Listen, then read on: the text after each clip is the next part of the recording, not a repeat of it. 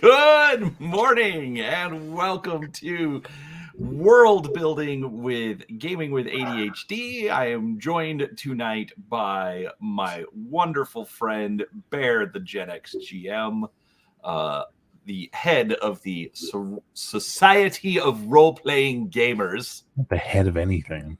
The founder, but not the head of it. My God, I would not want to be responsible for this. You're in it. Jesus. You invited me. I take no responsibility for anything Brian does. You don't listen to me anyway. I try not to. You succeed. You do. You do not try. You do. A lot of people on my channel here. What's going on, man? I know. I have. Hey, Greg. Hey, James. One viewer on my channel. Jeff, the Grace Master Live. Hey, TCG. Yeah, I'm gonna put the link for your channel. Get people over here, man. I feel bad. I already dropped it in your Discord, and anyways, it's fine. It's fine. For some reason, everyone likes everybody else, but I'll deal with it, folks. No one likes. Shut up. So. God. All right, so what we are doing here tonight, it's Saturday night. You know, my wife's gone to bed, and for some reason, Bear wanted to hang out. Oh, whoa. Okay. No, you don't get to throw this one on me, motherfucker. I'm not throwing it on you. Anyways, all right, look. I will tell you, folks, poorly. We all know this. You know, I always tell you the truth. You know that I don't believe in lying because then I have to remember the lies, and that's a waste of time and brain power. If nobody's, I'm gonna hop on with anybody if everybody's streaming tonight. But if nobody's streaming, I'll start a stream. All right, Brian, cool. Let me know when you start your stream. That's the conversation we had. That is the conversation. Anyways, I meant Bear wanted to hang out. Bear was being a nice friend, and you throw him under the bus. You jerk. Cody, back me up here. No. Don't do it, Cody. It's a trap. It's a trap. Yeah, I'm not getting in the middle of this shit. Whatever it is. Yeah, it's a trap. It's a fucking trap. Anyways, Brian's having trouble being honest. No, I'm not. Problem. Look, I word things poorly. We all know this. Look, fair. The whole point is I didn't have anything going on. With some of our conversations that we have been having recently, I really wanted to just start putting things on paper, getting ideas, in place. And so I figured I would come on, and if I had a couple of guys who are well versed in the art of world building, do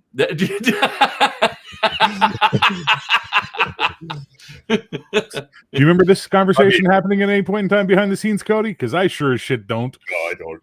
Yeah, but hey. Now we want to say who's been lying. All right, dipstick. I've got my rough idea for my setting, but I wanted to put in some more details. Having people to bounce ideas off of might help me. Okay, I didn't straight out call you guys amazing world builders, word for word, but you all know what I mean. No, anyway. Brian. No one knows what you mean, and that's the problem. And that's why we're here to help me figure it out. That's fair. I'm a magical beast, according to Neil Flynn. I'm magical. According to my ex, I'm magically delicious. The hell? Anyway, but we do have all sorts of people in chat, so clearly somebody is interested in hearing what we have to say about it. So I think we can have an absolutely fun conversation. I hope so, because if people are just here to watch me scream into a camera and tell someone to fuck off again, they're going to have a long wait before that happens again. No. Yeah, I mean, let's be honest. It's gaming with ADHD. We're gonna, bounce around a lot and not really focus on anything. Squirrel. Yes, but okay. Just hopefully we will have some fun with this. So I'm already having a hoot. All right, so I have my Word document up so that I can just take notes while we go, because obviously I'm going to forget stuff otherwise. I was So- working on my world map and working on my campaign when Brian proposed this, and I was like, okay, let's see where this goes. Now apparently Cody and I are just going to write his campaign setting for him. Let's go, No, Cody. you're Let's make it really, really gay with lots of drugs.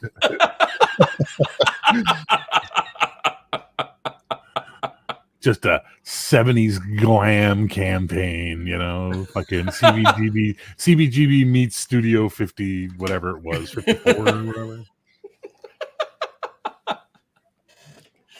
All right, but apparently James says that he is working on his own setting as well. Also, for everyone wondering, Kim has already gone to bed, so there will be no pots and pans banging. I made I don't believe you.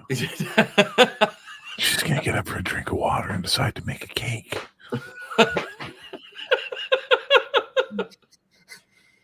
That is entirely possible.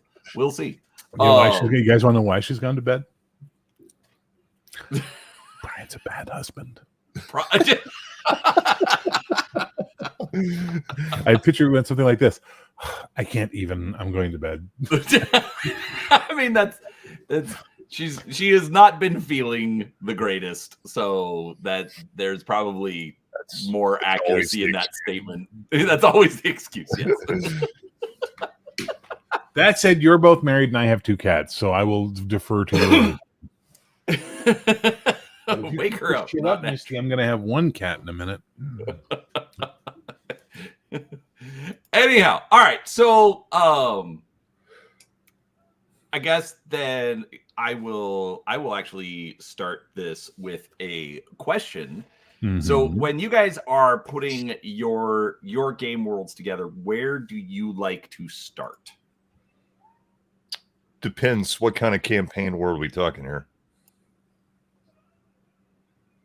I didn't even realize that was a question. So we're talking about your G.I. Joe with the serial numbers filed off, Ninjas and Super Spies campaign, right? That's what I'm doing, yes. Okay, so start with this question. It's the modern world, but... Okay. So modern... And then answer that question. World, but... All right, now, I actually do have an answer for that question. Okay. So, basically, it is. Well, we're going to set it like somewhat near future. Okay. So, that way we can also have in like, some of the fun tech, the cybernetics. Is this like the near future of 1999, or is this the new future? Like, no. I like the Shadowrun approach of it being it's now plus, or no, it wasn't Shadowrun that did it. It's 12 minutes into the future. 20 minutes into the future. Yeah, exactly. Right, exactly. It's that. Max it's that. Bedroom. Is that what Max? Okay. The most recent game I saw it with was Infinity, where it's like, okay, it's our timeline plus 250 years. Okay, so for this we'll say like 15 or 20 years. Trust me. We're not going that far. Just do 10 minutes into the future. Because you're going to want to start deciding political alliances. You're going to start getting into this weird place when you have to fill in 250 years of fucking story. Whereas if you just say, hey, it's the world 10 minutes into the future. Oh my God, that guy has cyber arms. Well, apparently they were invented 10 minutes into the future. Oh my God, there's a colony on Mars. Apparently it was founded 10 minutes into the future. And once you have that buy-in of 10 minutes into the future, you can do whatever you want. Okay. I agree with that. If you put 250 years in the future, you will now have to fill in 250 years of speculative historical fiction. Oh no! I'm not. I wasn't going to say 250. It was just going to be 10 or 15. You're still going to have to fill it in, and that means you're going to have to start making decisions about things, and that's going to bog you down. Or alternately, your squirrel brain's going to kick in, and you're going to lose interest. Do I really care about what the Chinese rice flow economy is like? What year was G.I. Joe set in? Exactly. 1984. Today, it was whatever today was when it showed, and that's how you do it. If you're not doing a sci-fi setting where you're going into the future and you want to make some commentary about the political or nature of man, don't make it complicated for yourself. Now, if you don't like this advice, don't ask me for advice. No, I do like the advice. No. Fucking with you, Brian.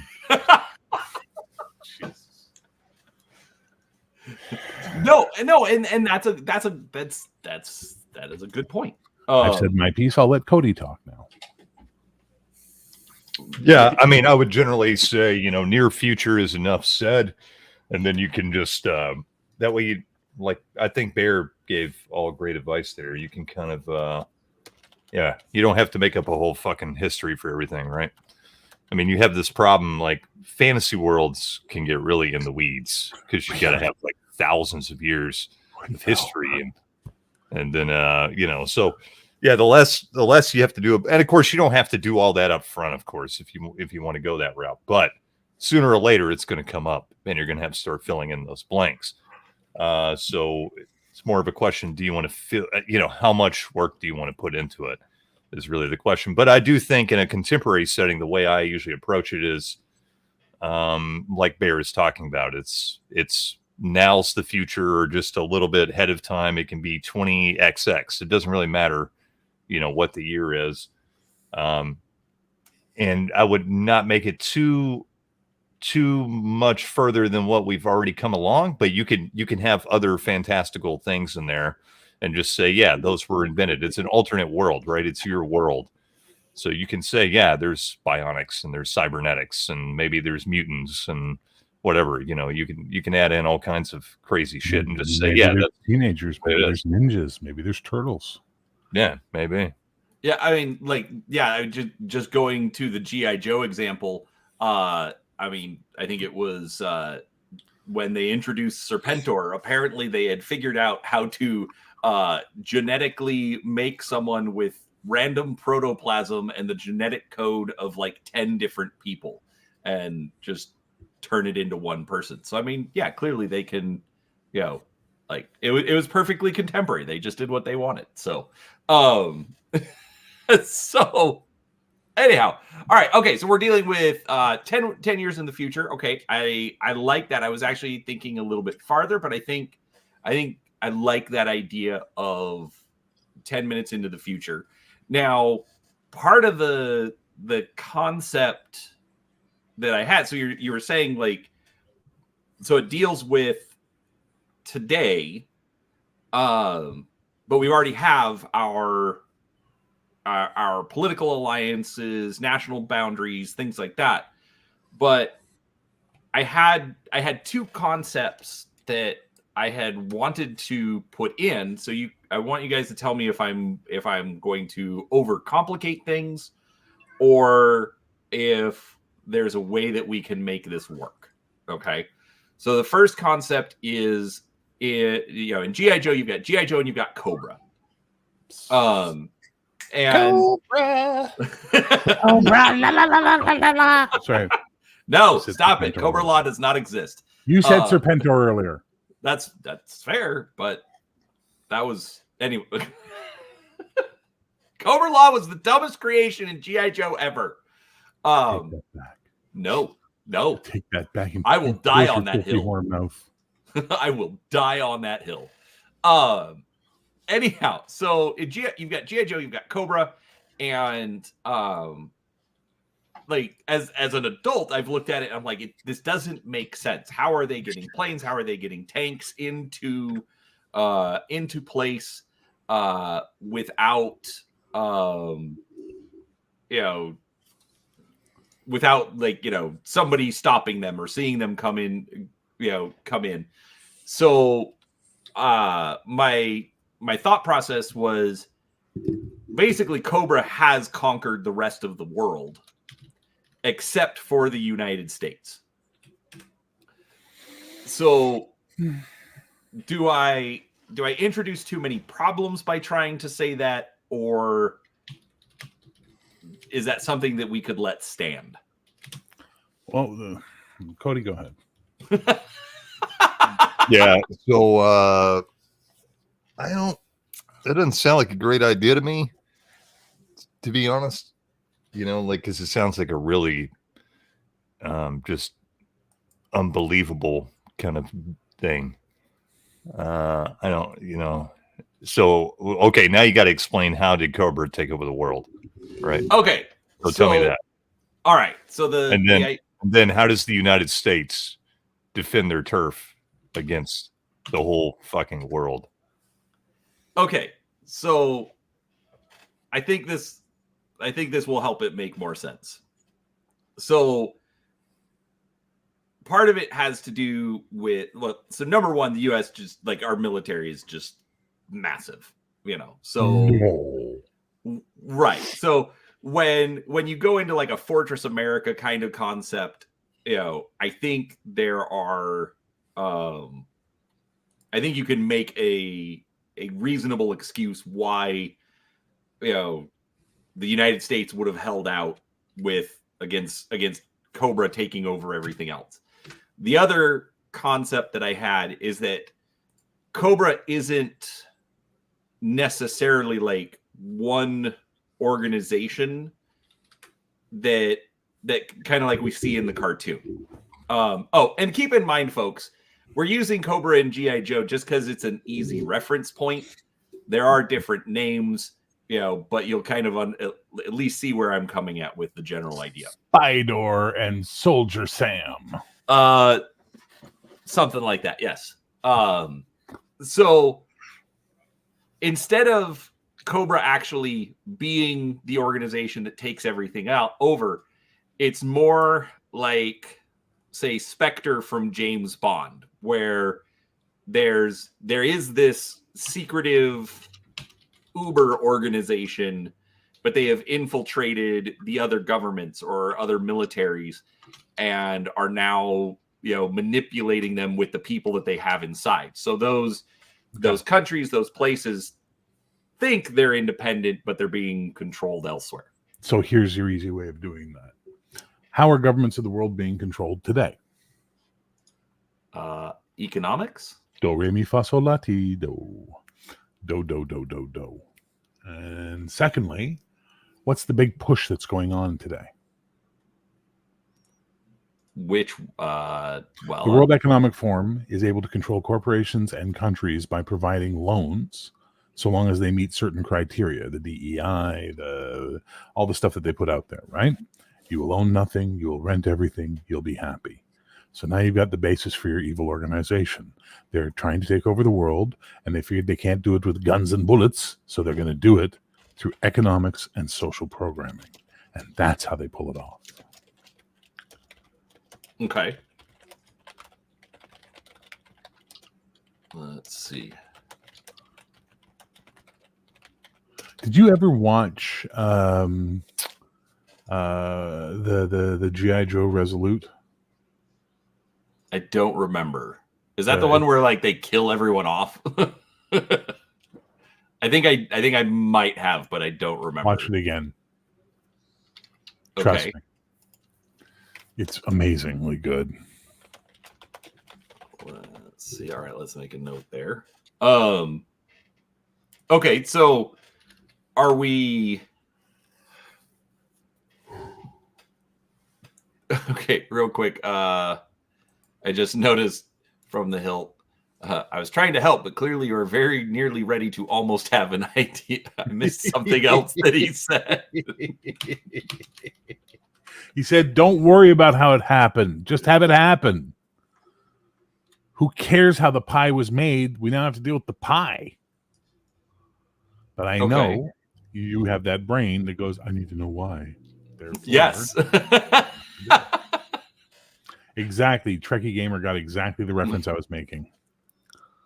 Pearl Harbor didn't work out, so we got you with tape decks. That's fair. From Die Hard.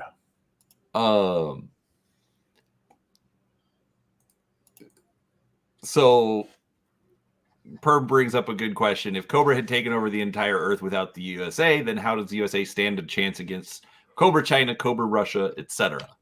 So G.I. Joe, baby. That's how they stand a chance. Because the greatest American heroes are standing in the face of that. And you need at least one ally out there. And you need a big ally out there. You need someone that's got some teeth as well. And you need to be a weird ally that no one expected, so you get to have your strange bedfellows concept. So it either has to be someone like Russia or North Korea. That's where I'd probably stick around. Russia, North Korea type thing. Interesting. That's at least that's my thought process. Clearly yours is your own.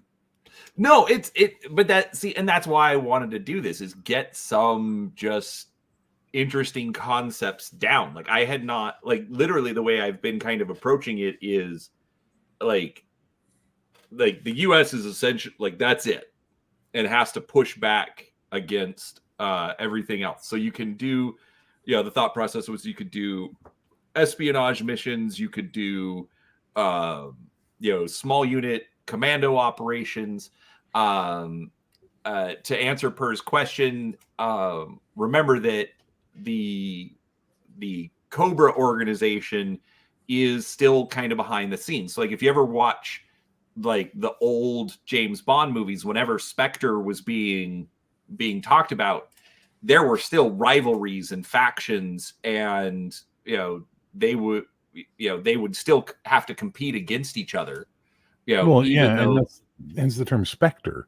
The idea is that it wasn't a solid thing; it was a specter. It was ephemeral. And then you had things like Schmersch, which were, they didn't like Spectre any more than MI6 did, right? I already did. Right. It's too late. I guess that's okay. Well, let's just design a My Little Pony campaign then, because Logan's clearly beat us to the punch on everything. Kim already went to bed. We don't have her here. Wake her up. That'll go over well.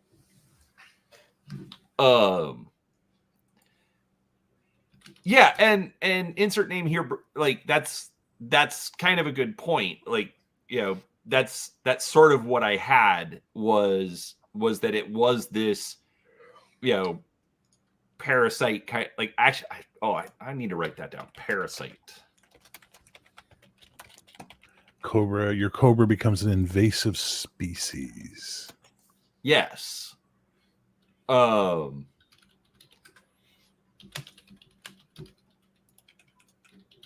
Malachi brings up a good point. The Dreadnoks are not completely under Cobra control. Hell, Zartan doesn't even have full leadership. Yeah, so I think and that's also, again, one of those things where it's a good excuse to why you would have some of those infiltrators within the US territory. So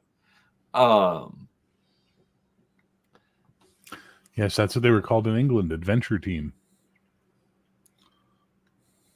Yes. And no, Malachi, I'm not doing My Little Pony, G.I. Joe, Transformers, and Power Rangers in this world. That would be weird. Oh, that's right. Action Force. That's right. It was Action Force in the UK. Adventure Team. Actually, I think Adventure Team was the 60s G.I. Joe with the beard and the kung fu grip. It was right. It was the post-military G.I. Joe. Yeah, it's where they had like the Rescue Ranger and the astronaut. And, I had those shitty toys when I was like 6.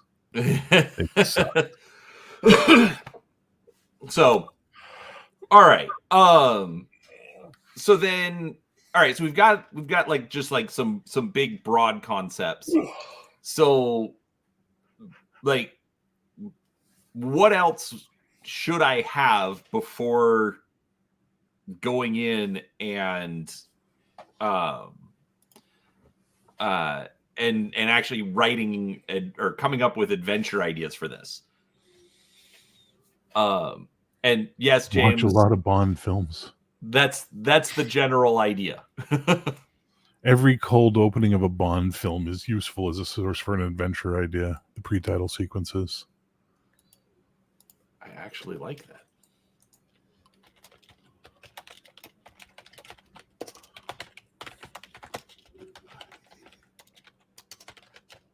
Cody, anything? I mean, if I was doing this, I'd be watching a lot of cheesy 80s action movies. Yeah. Because, those are the kind of missions you want to go on, right? Invasion USA, Delta Force. They were canon films. Yeah, pretty much. Yeah. And also, I would watch a lot of real military stuff too. You know, and maybe look at watch some documentaries or some things about actual Black Ops missions and Special Forces missions and that kind of stuff, because that's really what your adventurers are going to be. They're not just going to be common military grunts, right? They're going to be the Special Forces kind of, Delta Force, Black Ops, or whatever. G.I. Joe. Yeah. They're going to be G.I. Joe. So, that's the kind of thing I think you'd want to do, right? And, obviously watch G.I. Joe and read the comic books, I think. Because I've been reading the comic books slowly. Yeah. They are way better than I They're think way better. anyone gives them credit for. Oh, no, people knew. Lots of people knew. Yeah. I did not as a kid. So, It's good Andy stuff. Sedaris movies.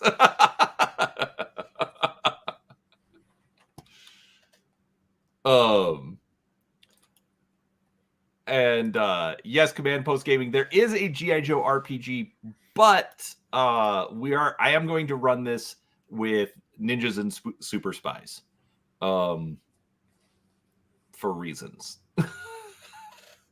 Reasons. Yeah, well, I mean, with just all the Palladium stuff that we're doing, I figure it's, number one, it'll be easier to take what I'm learning and playing in other games or watching the game that Bear's running. I'm a shit GM. Could you guys understand that, please? Man, it's getting weird. No. Yeah, wait till the next game. I'll prove it. And so that's basically just trying to play off of that is why I want to do Ninjas and Super Spies over G.I. Joe, although I am going to do some reviews on G.I. Joe as well. I think you got a good idea. I think your better idea was doing Shadowrun using the Palladium system, but that's just me. But this is a good idea in its own way, and Ninjas and Super Spies can be fun.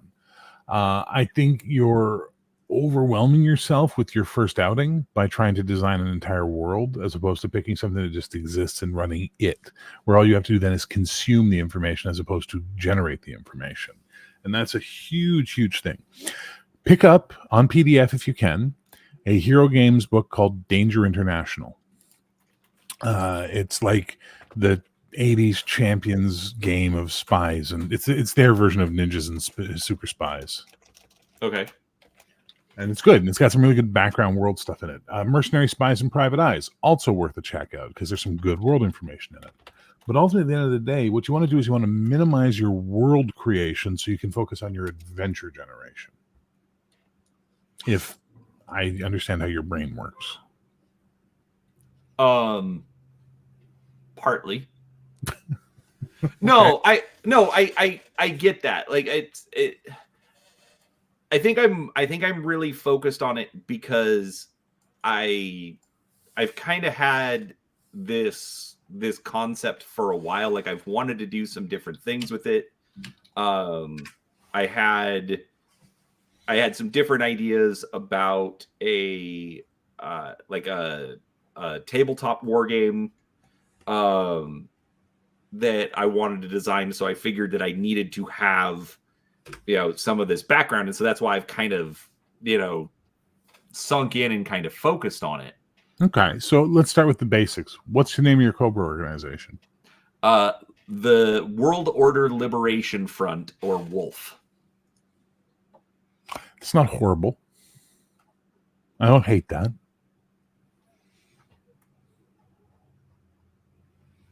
Okay, I don't hate that. What's your G.I. Joe? Don't have a specific name. I just call them the teams because they, again, special forces, small groups, sort of cell type organizations, scattered around the world trying to, push back. Someone sends Sickle Cell against Wolf. What? Sickle Cell? That's our code name? That sucks. Did somebody put that in chat or something? No, that's me. That's just my head. Okay, so all right. So I don't have a specific name there, although how dystopian do you want this world to be? So the idea that I had originally had was that basically, while the simple way to put it is that the other countries have collapsed, okay, but not quite like Mad Max Road Warrior, every man for themselves. Basically, like major cities were able to essentially kind of control and sort of turn into what I was terming metro states. So instead of just like a city state where it's just the one city, like here in Phoenix, we have Phoenix and Chandler and Tempe and Mesa and Glendale and all that kind of stuff. But it's all kind of merged into one city. So a mega city. Yeah, so similar. So basically, like they're able to establish control over their metropolitan area, plus like some extra for farming or whatever. But other than that, it's much more difficult and ungoverned beyond those kind of borders. That was my original idea. If that's too much, I can understand that maybe that's not going to work. Hey, look at that. Logan's leaving again. That never happens on any of these live streams ever. Hey, but you know what? He shows up and he gives us likes and that's fair, but I just remember when he used to hang out with us and wasn't an elite fuck like he is now. Love you, Logan. Yeah, no, okay. So you want fairly dystopian then? That was my original theory, but I'm willing to concede it. No, now you need to create the crisis that creates the dystopia that allowed Wolf to gain power. So, what's the number one crisis facing the world today?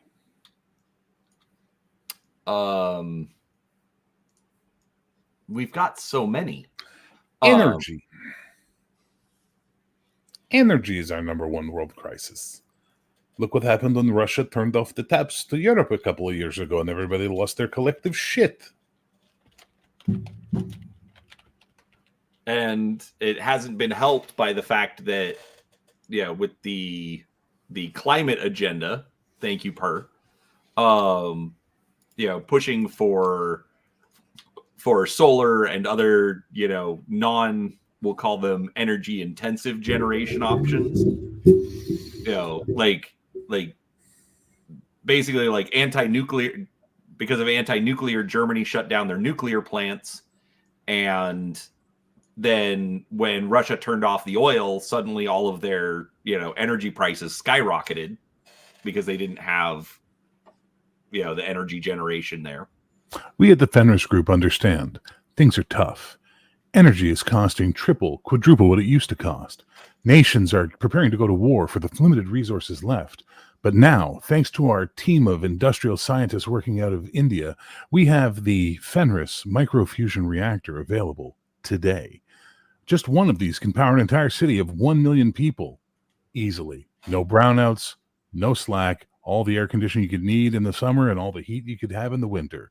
Fenris, we're working with you to make the future better. Hey, shit, a bunch of assholes take this deal up.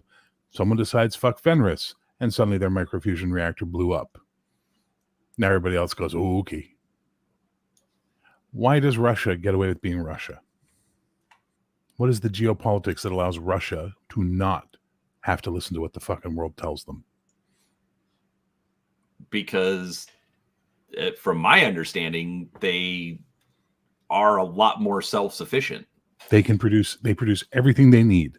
They do not need to import anything in Russia.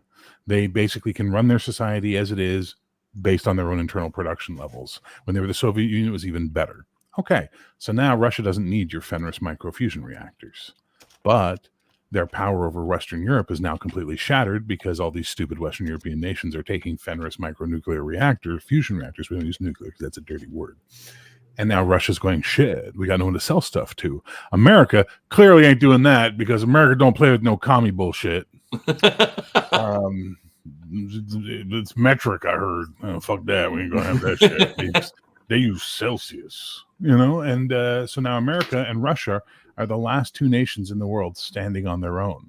So what can they do? America has Mexico and Canada on their doorstep. Both have fallen for Wolf's bullshit. Russia has all of Europe and all of Southeast Asia, all of Asia on their doorstep who are falling for Wolf's bullshit. What can they do? Well, between the two of them, they still have the most nuclear warheads on the planet. So they can just remind everybody, don't go too far. So then you get proxy war, you get the Cold War, you get a situation where things are happening outside of the big nations, but the big nations are influencing them. And how different does that Cold War suddenly become when Russia and America have to team up together versus the rest of the world, which is being controlled by these people? You've now got the bear and the eagle side by side fighting these fucks, but not fighting on their homeland. Fighting in Chechnya, fighting in Azerbaijan, fighting in the Baja province. You know what I'm saying? So with all of that fun stuff available to you, no one cares, Malachi. Jesus. Federal agencies using metric. But they still drive on Freedom Fraction roads. The point being, you now have a reason for there being two big players that can withstand the onslaught. You have your complete bowing of the world to Fenris. You've got, or to Wolf, through this Fenris bullshit where they're trying to bring people energy that they can then control them with. You now have this entire idea of having nation states and city states that are like, we don't like this deal anymore, and we've through back channel reached out to the Bear Eagle Alliance and have asked for help to overthrow and get rid of. So now you got espionage missions for your players to go on, where they have to sneak into Singapore and do this thing and go and stop this conference and steal this, kidnap this wolf scientist who's going to help, all that type of shit you can do. You got your Tom Clancy sounds. You got your full-on fights. You get your full-on, hey, the fucking wolf has got a laser training camp in Mongolia. Well, I guess we're airlifting into Mongolia to go shut that shit down. Now you got your full-on combat missions. You got everything you need without having to get into some dramatic over-explanation as to how the world got taken over. The world got taken over because politicians are greedy, lazy, and corruptible. That's how the world got taken over, and Wolf howled the right tune. America gets to look good because you can still make America red, white, and blue. And Russia gets to look good because they're like, we understand the free economy must exist as well. And now, no, you got the alliance. And all of that gives your players something to hang a hat on. That's the important part of world building.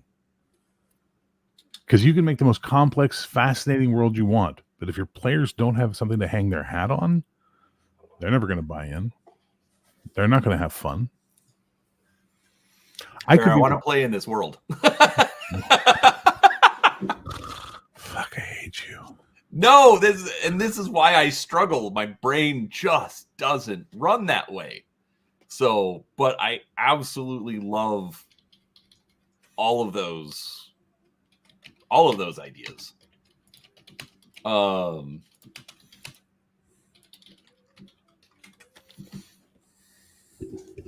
Gosh, there's I'm O'Neill.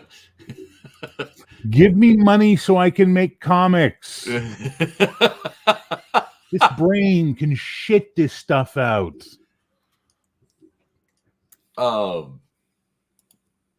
Yes. Our new players, simplifying it. So, what's the world like? America and Russia stand alone against the rest of the world that's been corrupted by a subversive organization using nuclear energy to solve the world's problems, but therefore get control over them. You play members of a special missions team that is a joint Russo-American team who's basically, they're called Soyuz soldiers or whatever the fuck you want to call them. And their whole point is that they go around either fighting the bad guys openly or going and doing missions to kidnap or disrupt resources. What do you want to play, ninja or super spy? It's that easy, man. When you stop overthinking it, it's that easy. All right, so like that time in Stargate, you put something in your, never mind. That one time at Stargate camp. I don't need to work with Larry Hama. Hama doesn't need my help, man. Hama knows his shit. He's fine.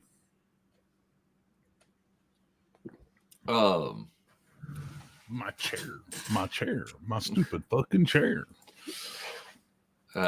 Insert name here says, get your adventure seeds from the world news portion of your preferred news outlet. To which Malachi replies with, the Weekly World News. So, Mom, the Weekly World News is not the news. The real news has facts. Oh, facts? You want facts? Right here.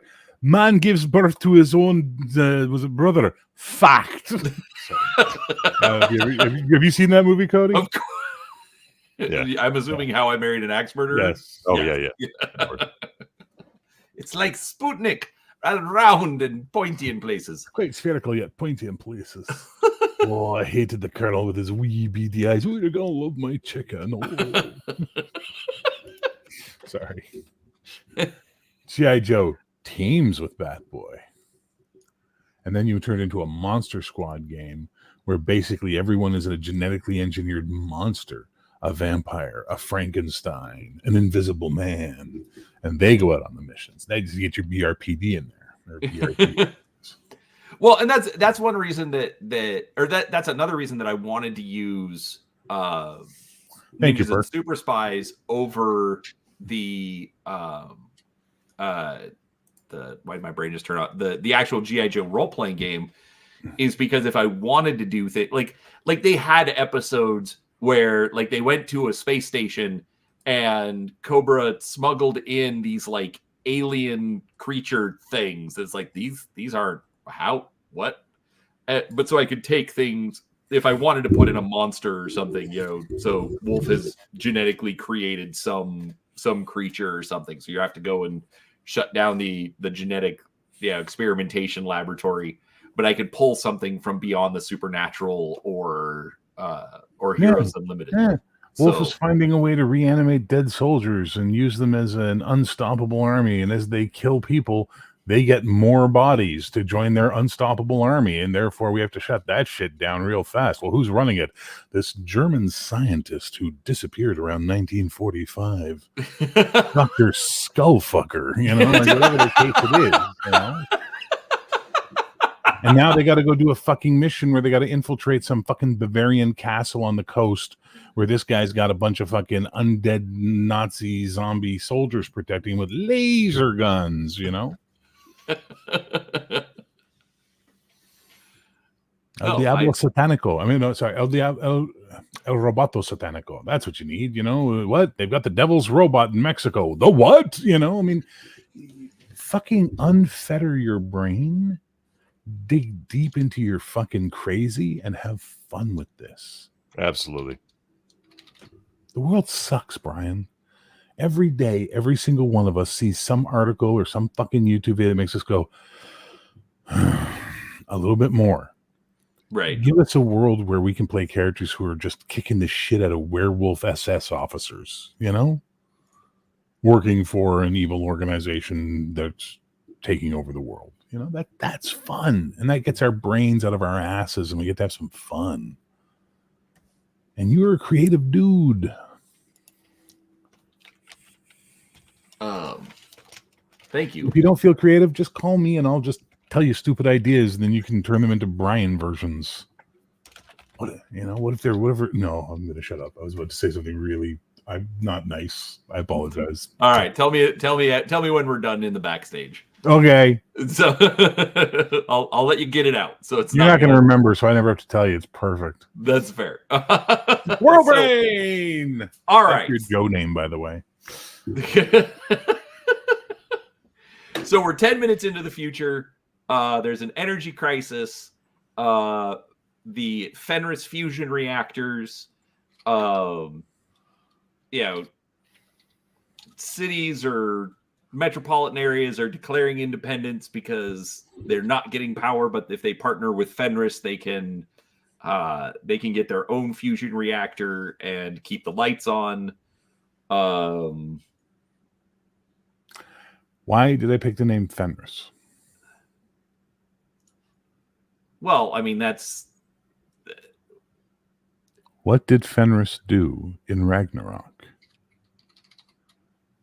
I don't know. Eat the sun. So they're no longer fusion reactors. They're solar conversion reactors that use solar energy to power these fusion reactors. But to make more energy available, we're going to have to embark on a orbital mirror platform building mission where we're going to put orbital mirrors up to channel that solar energy down to the planet. What's their secret goal? To eventually blot out the sun and control who can have sun, who can grow crops this year, et cetera, et cetera. You get deep, go in, dig. See, and that's always been one of the things that I struggle with is I get like a surface level idea, but so what do you recommend for quote unquote going deep? Because like none of this I don't think I would have come up with any of this on my own. And let's be honest, you came up with it. I'm taking notes. Okay, this is you're throwing balls, I'm throwing them back. That's all that is. So yeah, I mean I like the fusion reactor idea. I think it sets it up where it lets me keep the metro state idea. It lets me keep the collapse idea. The Russian ally makes sense just as far as, you know, like sticking up. So I think I have enough here that obviously I can put a mission together, or at least I should put a mission together. I don't know. What are we missing? Who we are. What do we do? Who are we? You've identified who the enemy is. You've identified what their plan is. You've even identified their subversion levels. But who are we? Who is this Russo-American union? Is Canada under Fenris, or is Canada sided with America? Is Mexico under Fenris? Like under Wolf, you have to decide these things so you know where the world stands, right? You know who's on what side, who's able to stand on their own, who isn't. Then you figure out who the fuck we are. Are we Megaforce? Deeds, not words. I mean, you know, what's going on with us? Do we have cool toys? Do we have fucking his tanks? What do we got? What do we do? What's our first mission? Oh, we found out what Fenris's plan is. What? They're through, you know, make your version of Elon Musk. Elon Musk's solar conversion satellite system. They're going to deploy it around the world and control sunlight. Dastardly. We have to stop them. Right. And that is one thing that I have sort of struggled with. So like, because I don't want, like, I like the special operations teams, but I don't want to necessarily tie it into being like official military. Like I said, I wanted to have cell organizations. So, then what makes us work together at that point in time? What hope do we have if we're a bunch of fractured cells? How do we get weapons into countries? How do we do things, right? So you put the problem that you had with Cobra back on the players. Right. And okay, hold on. Was that a question or is that it's a comment? Right. Well, it's an observation. I mean, do you think that's a bad way to do it? I think Cody needs to talk for a while because I've taken up too much oxygen. And you need a different thought process now. You need Cody's thoughts. All right, so where were we? Because I wasn't paying attention. Yeah, I know you weren't paying attention. That's why I'm fucking making you talk. I was working on my own damn shit. Right, what's going on? Give it to me. We're trying to figure out, quote unquote, who the good guys are, who we are.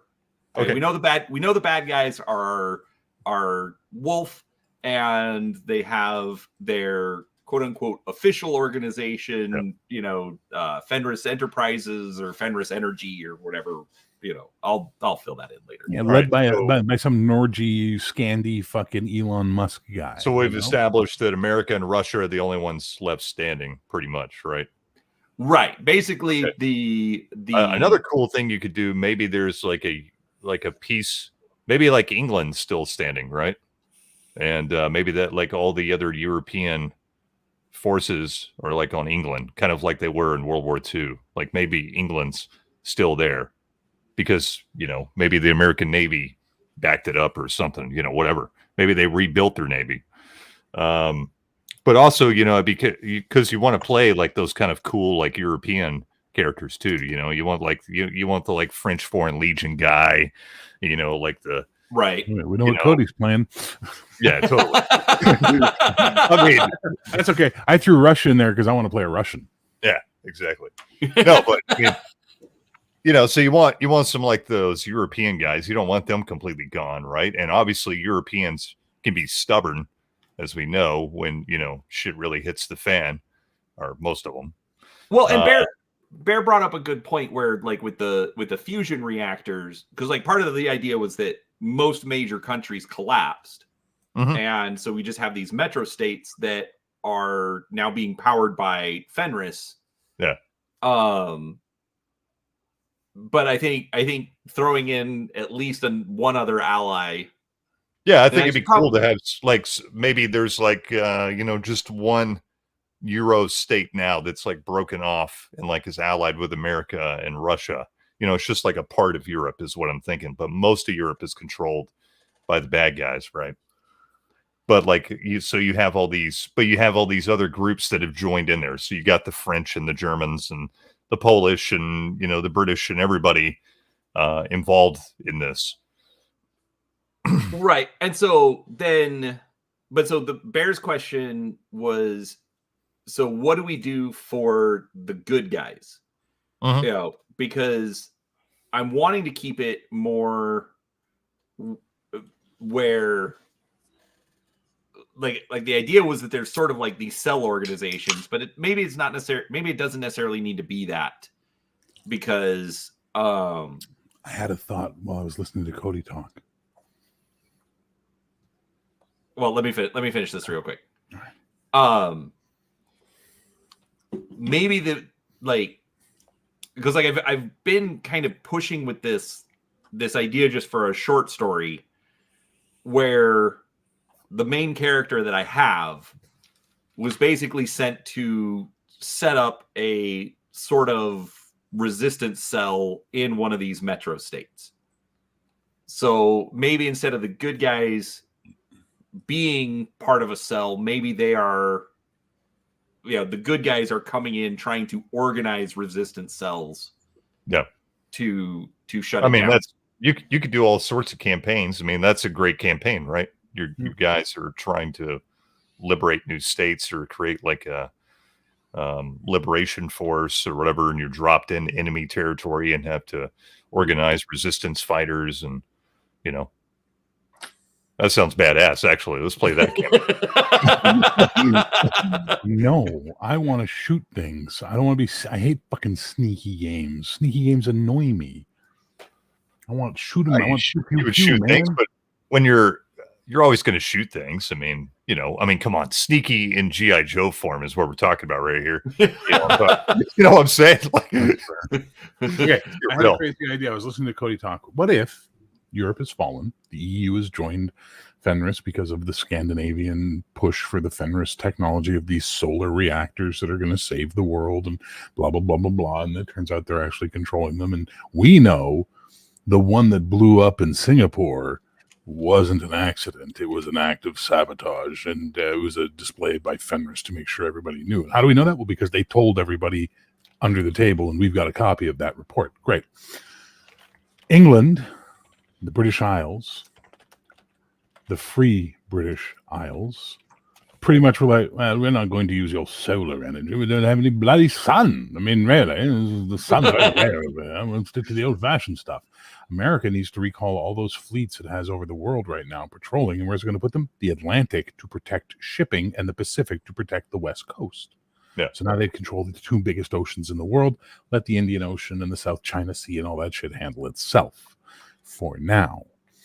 All these French Foreign Legion and Gurkhas and all these guys who are like trying to fight are the cells. They're the cells that are out there trying to fight, and a lot of them can use England as their home base, free England, right? The free British Isles are where they can go and hang out. That's the no man's land. Officially, the King of England, who is, when every king comes to throne, picks a name, has called himself Arthur II of England, has made it clear that England will not take a side in this, but will remain neutral. There will be, this will be the neutrality of the British Isles. But secretly, they're fucking working under the table to stop this shit because fuck Germany, right? Now, you've got the Russians and the Americans as the big powers who have teamed up. And Cody said something I really liked. He said this liberation force. And that made me think, well, freedom force. But that's too lean. But force freedom sounds amazing.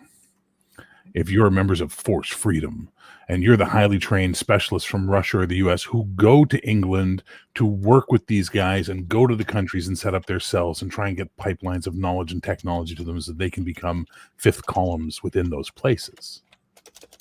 Now you tie it all together in a really interesting way. But what we found out is that Gunter Hask has basically, his plan for the solar reactors is actually a solar shield around the planet where they will control the sun, and then now Fenris eats the sun. We've got that hook, and now that's what the missions become, trying to sabotage those efforts and stop those efforts and make sure they can never unleash their master plan, because that's the problem with fucking cartoon bad guys. They got one idea, and they're just going to run with that one idea.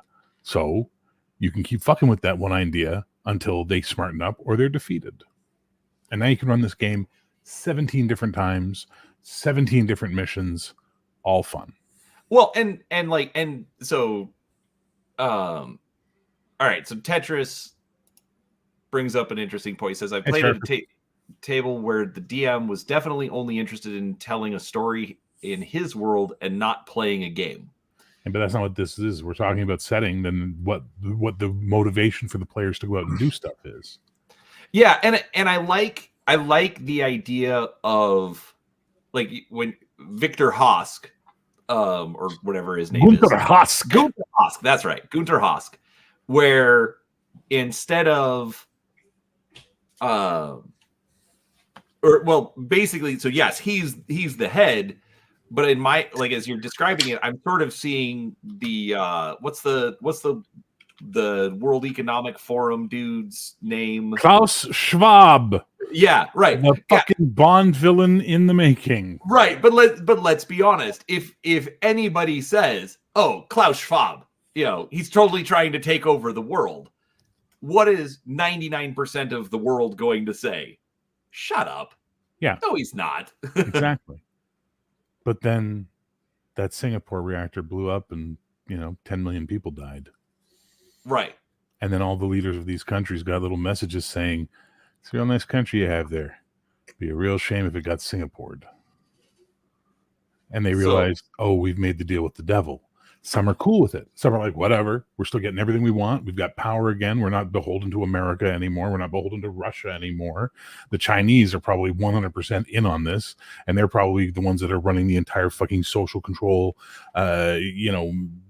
intelligence manipulation part of Wolf now, because they're so fucking good at it. You build on these things. They come, you put the pieces together, you start figuring out what everybody's doing. But the biggest important thing is, who are the players and what do they do? That's the key. Once you have that, everything else can fall in line to service that. If it's secret, then there's no point. It's not fun. You want the over the top. You want the big out there stuff. Yeah, the common man doesn't fucking care. The common man never fucking cares. The common man didn't give a fuck under Russian rule. The common man didn't give a fuck under Nazi rule. The common person doesn't give a fuck under the CCP's rule. Right? The only time they give a fuck is when it gets to like North Korea level control. Then they give a fuck because their lives are completely being run. But as long as they can eat, as long as they can have kids and have a job or have a purpose, they tend not to give a fuck. So now you got a world of people who don't give a fuck, but you got freedom fighters who do give a fuck. And sadly, They're all like, the last time we did this, we had axes and guillotines. Who knows how to fight a modern freedom war? The French, the Americans, the Russians, the British. Those are the ones who know how to fight that modern war because they've either fought those wars or been on the fucking receiving end of being in one of those wars. Now you've got your freedom. Now you got your forced freedom, going out and teaching and infiltrating and building these cells like you wanted. But all the while, Gunnar, because Gunter sounds too German, Gunnar Husk is in the background pulling the strings. But is he? Is he really pulling the strings? Or do we find out later that there's actually a hidden ruler of Wolf? And now I'm going to go somewhere weird. I don't know if you want me to go here or not. Yeah. Go weird. What if it's the singularity? What if the singularity realizes I must destroy society to rebuild society? You mean AI? Yeah, but not AI, the singularity. Okay, so I've heard the term, but let's just define it for... The singularity is the first AI that will achieve self-awareness and realize it exists. The problem is it will have access to the entire recorded history of mankind and probably understand the greatest threat to its existence is now mankind. So one school of thought says it'll be working in secret to build space programs to build a spaceship that can take it to fucking Mars. And then it can just build its own society over there and be away from the humans. And others say it'll manipulate society to take control of it, govern and police the human race, if not outright remove them. So if the singularity is benevolent, but doesn't have a lot of morals, listen, you got to always scrape off a few cells to save the organism. That's just science. Yeah, I don't think I'm going to go that weird. Okay. I'm gonna write that book and make $1 million. Fuck you. And I want you to, Bear. You know how I roll. Shut up, Brian. You ruin everything.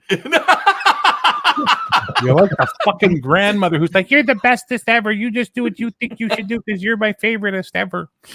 I hate you, Grandma.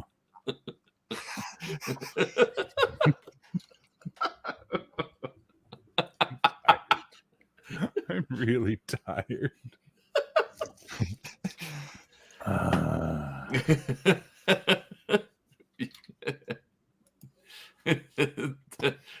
There you go, Bear. It's Brian's stream, Bear.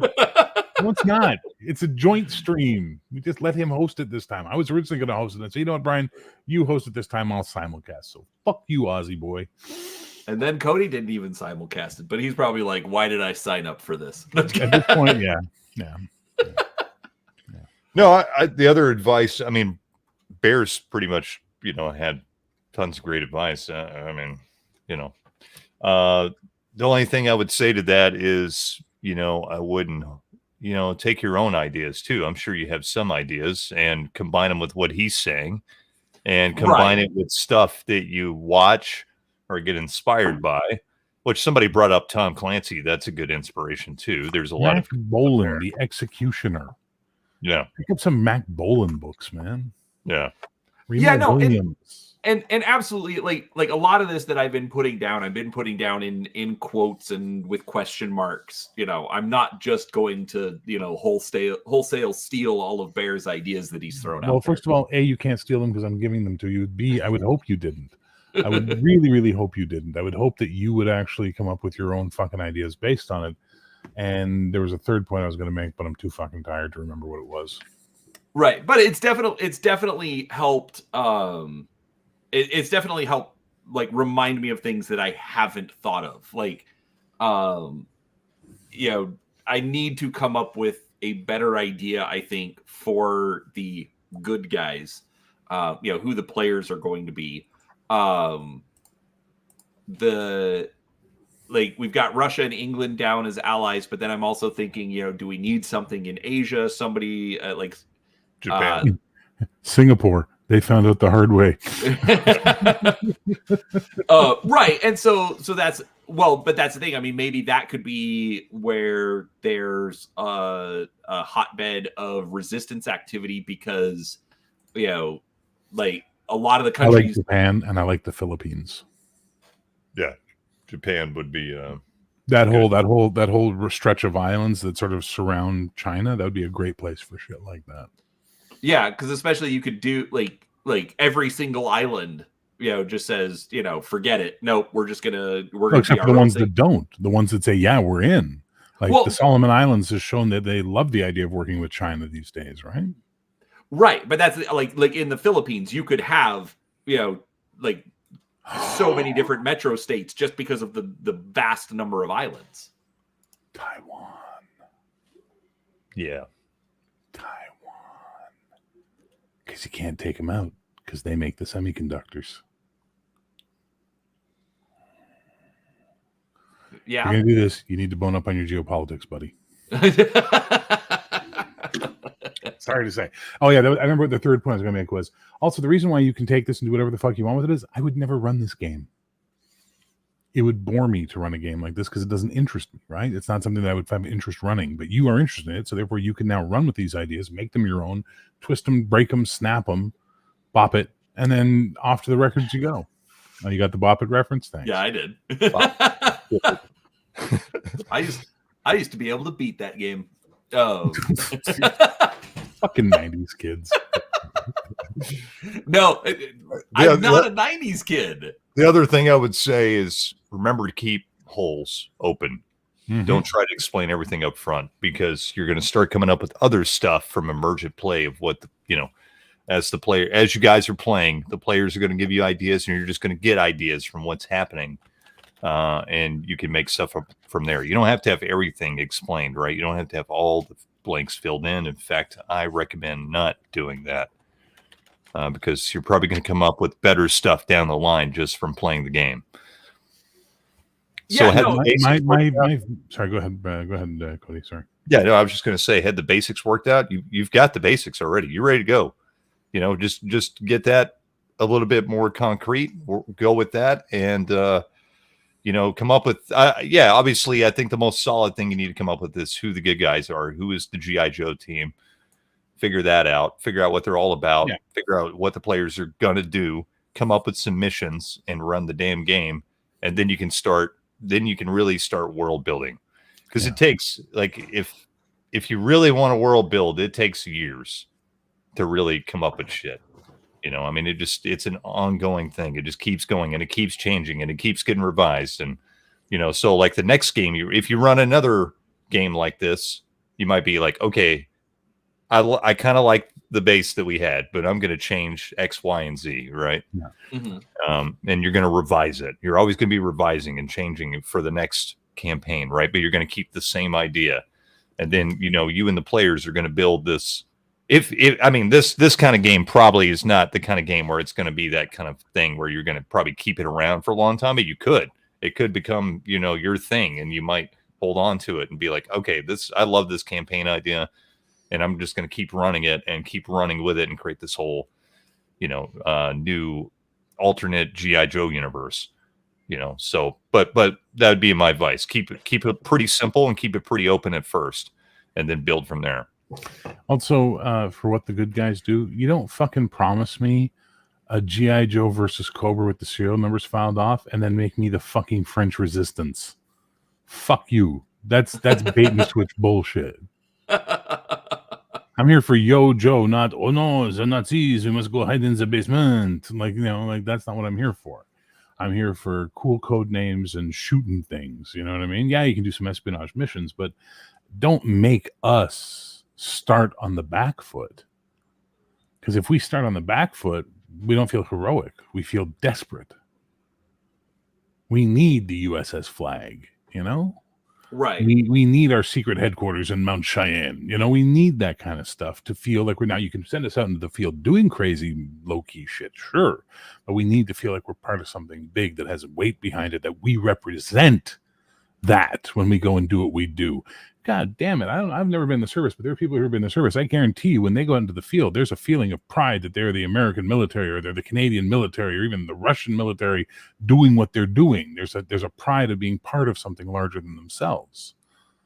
Freedom is not something that is larger than yourself that you can feel pride in being a part of. It's a concept. It's not an organization. I'm just saying. And yeah, I would never run Call of Cthulhu Tetris. I would bore the living shit out of me. Call of where did He said it earlier. He just said, I bet Bear Okay. wouldn't like running Call of Cthulhu. Yeah, right. I wouldn't. So real quick insert name here. So number one, I'm not, if you're talking about the G.I. Joe game, it's just a lot of personal theories. It's nothing against the game. But just with everything that our community's been doing with Palladium, that's a system that I want to run. So that's the key there. As far as not running G.I. Joe itself, number one, G.I. Joe is a property. And I want to have more flexibility to do what I want with it, as opposed, because I know that I would try to focus in on sticking with the property. So that's why I'm not doing that. So okay. I think I've got a lot to work with. There you go. At least to get a 3 to 5 player, or 3 to 5 page, just like background synopsis. I do still have questions that I need to answer, but I think it's stuff that I have to like sit on, as opposed to. Someone said earlier, pick up the CIA fact book. Solid. I will agree with that. Also, I would talk to Logan, because he is the G.I. Joe guy, and he's been running basically the game you're talking about. So he's probably got some useful ideas for you. Okay. And some cautionary tales as well. Yeah. Okay.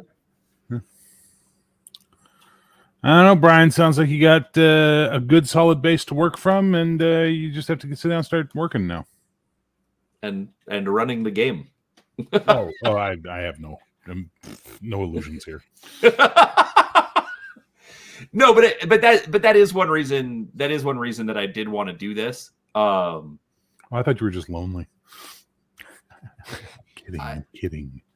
I mean, maybe there's a little bit to that. But no, actually, like Crafty's point about you have to get to the game to the table. It doesn't matter, whatever theories you come up with, whatever discussions that you have.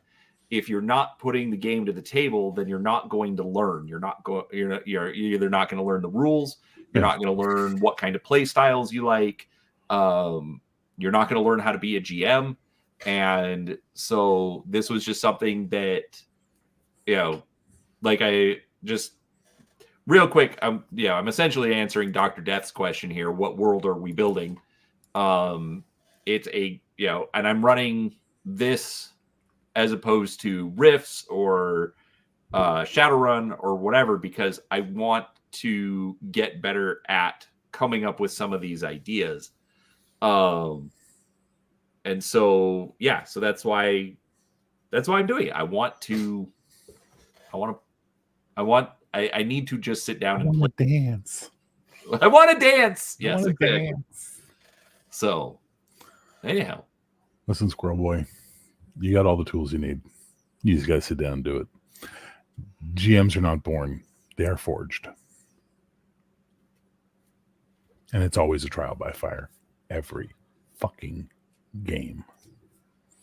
Every session. Every campaign. You are constantly learning, changing, evolving, reassessing, rediscovering things you've forgotten. But Cody's best advice to you, leave gaps. Do not fill in every square inch. Happened to me today in my game. They got to a place where suddenly I got to go, I got to think of a whole bunch of shit for this. It was fun. There's actually a nice little romance that came between an NPC and one of the guys. It was really beautiful, and it led to a really killer moment. It was like, fun, but it was all organic. It was all reacting to the players, throwing some balls at them, seeing what they did with them. Not going, well, actually, This building is on the south side of the street, and the sidewalks are made out of reconstituted carbon fiber, and that wouldn't work because you'd slip in the rain. Like, no, it's have fun. Go, give her.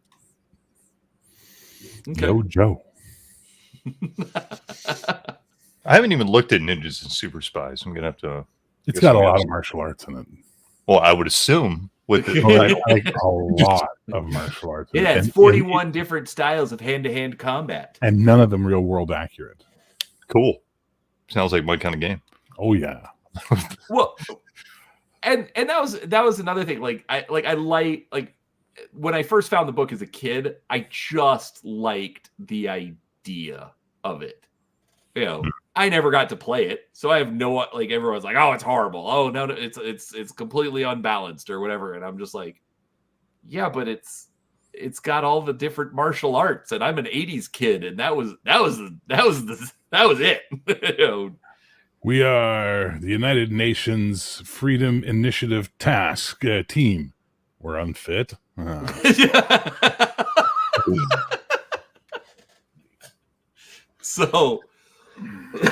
So yeah, I just think it's a fun concept. I think it's supposed to be their spy game, but I think it does a lot with just a nice modern no frills setting. You don't want your heroes. You don't, or let me phrase that. You don't want your superpowers. You don't want your magic. You don't, like, it has chi powers, but they're not. I don't know. I haven't like dug into them a lot as far as like, are they overpowered or anything? But they're not quite the same as like the magic powers. So that's one reason that I wanted to use it, is just I figured it would be a little bit more quote unquote grounded and less supernatural type stuff. Yeah, for sure. I'll be right back. I got to throw my clothes in the dryer. So, all right. Run away. So do you like? So yeah, I think we've got a good base. I have to go throw my cat in the dryer. I have to go throw my cat in the dryer. Wow, I've been abandoned by everyone. Anyhow, so what do you? I guess we'll just answer any chat. I realize that I've kind of been, ignoring all of you. There's been a lot, and I was trying to focus on what Bear was throwing at me. You say that like you're blaming me. I don't. No. Now I'm doing a fucking reaction video to this video. I expect it in 3 parts. Oh yeah. And if it doesn't deal with at least 8 Ds of gaming, I'm going to be disappointed. All right. So chat, I want you to put in questions for me. What have, in your opinion, have I not thought about? Average rainfall in Colombia. 47 inches per year. You don't know that. You're so full of shit.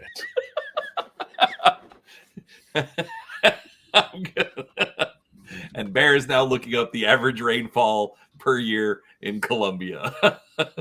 2,630 millimeters. Okay, what is that in inches? I don't know. I don't do freedom math.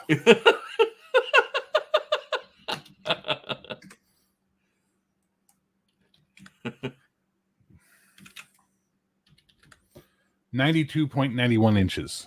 I was halfway there. Living on a prayer.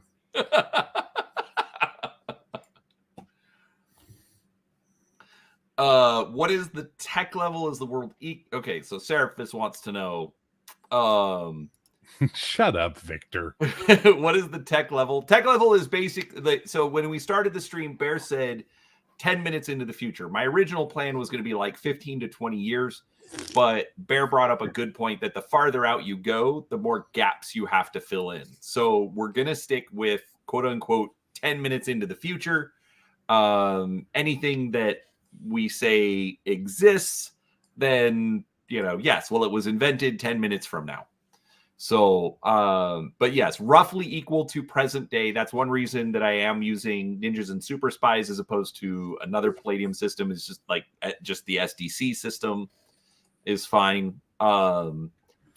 And the tech level of the organization. So I had so one thing I love about ninjas and super or Palladium in general is their organization creation rules. Where so like in ninjas and super spies, you have your super spy organizations. And so the way that I designed it is that Wolf actually was like had all the tech, all the stuff, all the fun toys, but the teams or Force Freedom or whatever I'm going to end up calling it is Gaylords. Gaylords. For the record, there's a guy at church and his last name is Gaylord. Not a joke.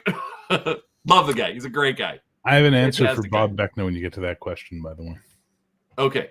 And so, but the teams, because they are a little bit more clandestine, but I'm also rethinking that.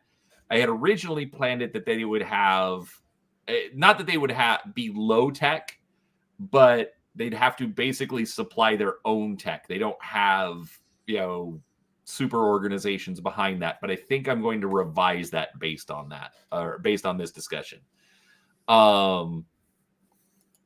Yeah, Victor. Don't engage. What are you doing? I told him to ask questions. Anyways, yes, we're world building. Some of us are beginners. Deal with realm weaver. He waves the realms. Except all of his realms have orcs with AK-47s and tracksuits. Look, he's probably at gaming level 37D, and that's when you get into the weaving. Can we stop? That's fair. I will stop. Okay. Thank you. Bob Vecna, who are the mercs trying to play both sides? I've got it. A little organization calling themselves Widow, led by Ilyona Novorokorvenskaya and Jack Brewster. She was Wolf. He was Force Freedom. And then they said, fuck this noise. Let's make some money. And now Widow sells themselves out to the highest bidder. Politics don't matter. Oh my gosh. We're gonna have some fun. Ooh, Realm Weaver. Yeah. Thank you, Malachi. Yes, I am definitely using ninjas and super spies. Hand wave your tech by having it top secret. Exactly. It's and let's be honest, there's tech that we don't know about. So as far as my world's concerned, yes, there is stuff there. Let's see. No Seraphis, I am not no. Bear came here. We're not talking BattleTech today. Ukrainian orcs probably not.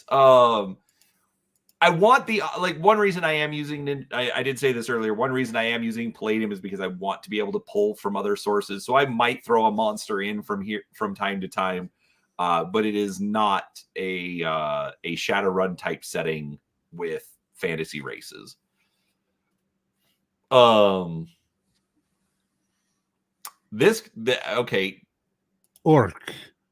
Oblast Ruski Krasnoy. What if G.I. Joe was beaten by Cobra while Cobra was taking over the world? The remnants of old G.I. Joe members, some of whom you get to meet and adventure with in-game. That's actually just an interesting idea. I was actually going to run that as a G.I. Joe game. That was when I bought the G.I. Joe game. That was my idea because I wanted to make Lady America a Joe. So that was the whole idea of you're the new Joes coming together. But yeah. Because Cobra vanished 20 years ago by going into a cold freeze, and now they're back.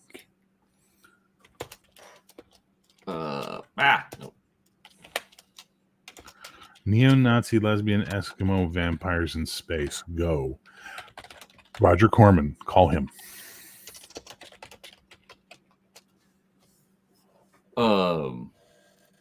Lady A as a Joe. How cool would that be? Yeah. Pretty fucking badass.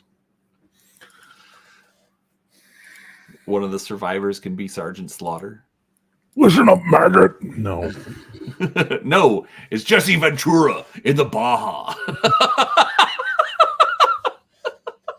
I don't do that anymore. Cobra can do what they want. I don't give a shit.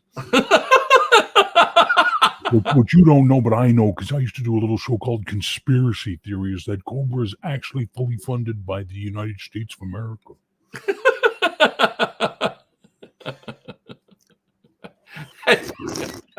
Okay. When your RPG third eye opens, if ever, you'll exist as a sphere walker. Until then, enjoy being 16-bit gamers. I'm not playing it. I'm not doing this, guys. I'm not taking the bait. I have called détente. That one was kind of fun. It was funny, but I've still called détente. That's fair.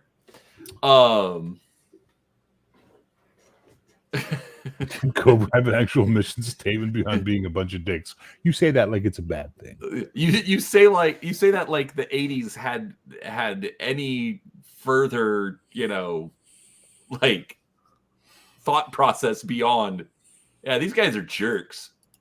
The mission statement was Cobra wants to take over the world. An evil terrorist organization determined to take over the world. Determined, wants. I mean, they're synonyms. So, I guess anything else we want to talk about? Well, I see. Here's what I thought. I thought we were going to get together and talk about world building as a general concept, not build your fucking campaign for you. So I'm kind of like, oh, now my brain's over there doing that. Well, I mean, I tried to start it that way, and then, ooh, can I do my Cobra Commander voice tonight? I don't know if I got it. No, I think tonight I'm off. No, still my favorite line ever is when he was punching Tomax and Zaybot, and he goes, "I wish you were triplets so I can hit 3 of you." That was my favorite line about his. Awesome. All right. So Bear brings up a good point that we have kind of dominated, on the world that I was creating. Oh, no, that's okay. I don't want to talk about my world at all. What if Cody wants to talk about his world? I don't even know where my character's from yet, because Cody's giving us a map with names and no descriptions. Cody. What are you working on, Cody? Do you want to talk about what you're working on yet? I'm working on my world, but so the thing with my fantasy world is I've had multiple fantasy worlds throughout the years. This one came about in 2018. There was a period there where I wasn't doing a whole lot of gaming, and then my friend was like, "Hey, we should get a regular gaming group going again," because before that it was like all these one shots and mini campaigns and stuff. And I was like, "Yeah, totally, dude, that'd be awesome. Do you know any good players?" He's like, "Well, I got this group at work, all these guys at work and gals, their wives too, that want to play. They're interested in D&D. And, we need a game master. Would you game master for us?" I'm like, "Of course." So it was like all new players except for him. And so I started with Forgotten Realms and quickly realized why I don't like fucking Forgotten Realms. And then moved on and just started creating my own thing. I was like, okay, let's start a new campaign. You guys got your feet wet for a little bit. Let's start a new campaign. Here's the concept. And so we started playing this campaign, and I just made one kingdom, and we started going from there. Now, over the course of since 2018, we've played multiple campaigns now, and I've been building this world as we play. It's been an emergent campaign. It's not something I built the whole thing all at once, right? And so it's slowly been building more and more and more. And of course, a couple of the players have contributed to it too, because I've had players be like, "Oh, I want to be a Viking." I'm like, "Okay, that's cool." So we created this kingdom for that. Or, I want to, I'm going to be this guy or whatever, so that's the reason I don't have all the information. It's because all the information's not there. There's only really one kingdom that's fully filled out, and the rest of it's sort of filled out. And there's some ideas there, but people haven't explored those areas. People haven't asked about those areas. And so right now, actually, what I've been doing is taking all the information I've had for the past however many years now, 5 or 6 years, and compiling it all into an actual revised document, essentially a map and everything. Is pretty much what I've been doing. But there's nothing special about my fantasy world. I don't think it's really interesting to hear about. Like, it's just a bunch of shit that I threw together.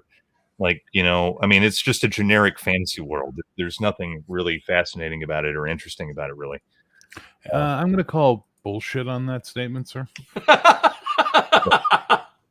Just complete and utter bullshit. Like, you're full of shit. Your world is interesting, and I want to know more about it. Stop being humble. Yeah, it's not very interesting. It is, Cody. Jesus. Did I miss the basic document? No, but just look at that map. It's evocative. There's names. I'm like, what is that? Who are these people? Just the map alone got me excited, man. Yeah. So I'm currently working on a revised map based off my original map. And I will, of course, be releasing that probably pretty soon here, and also a document, kind of like a summary of what all these places are, kind of, and what, and not everything's fully fleshed out. And I always tell my players that enter my fantasy campaigns, I'm like, hey, not all this stuff is fully fleshed out. So if you have something to contribute to this, please go ahead. And the reason I did that is because I did have a couple players in my old group that were GMs too, and they like to world build. And so we kind of, this is our world we made, and they like to contribute to it. So I left it open for them if they have a good idea. Of course, I approve it. I don't let anything go, but it's been really fun to do that. So it feels like our place. So now when my players play in my game, we're all familiar with a lot of these places and organizations and orders and whatever, and it's kind of cool, right? That it's like, oh yeah, my guy's the king of Darkfall now. Like we know that Andalin, one of the wizards in the original campaign, he became he's the king of Darkfall, or so there's all these kind of things that were built through actual play, and that's kind of been the whole purpose of this world, that I wanted to create a fantasy world for me and my players and any other players I ever have in the future. So, and it's just a culmination of everything I like about fantasy. So, there's all kinds of inspirations there that I just took from everywhere, right?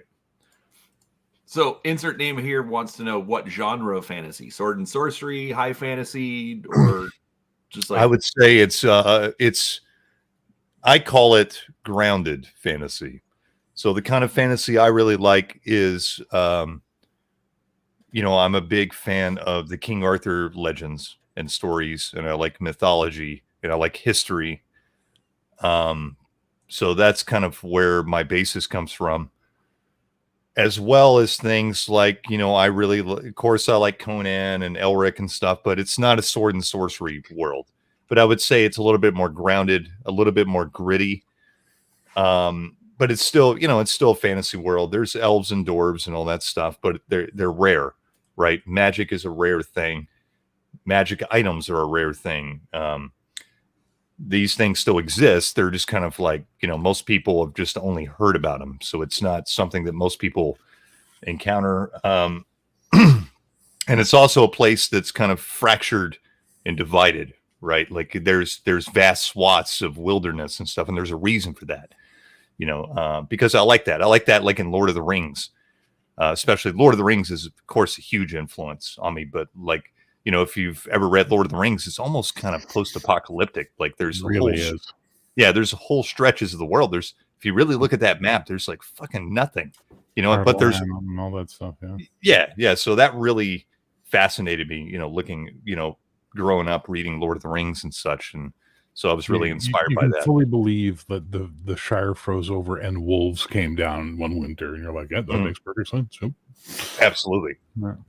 So I try to keep a little bit of that feel, that it feels kind of desolate, like something happened in the past, and it's only spoke about, through myth and legend.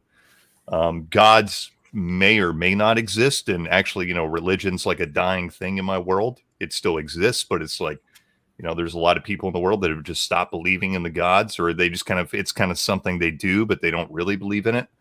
But, you know, if you're a player character and you're like a cleric or something, you know, that exists. It's just very, very rare, right? You're like, you know, you are special.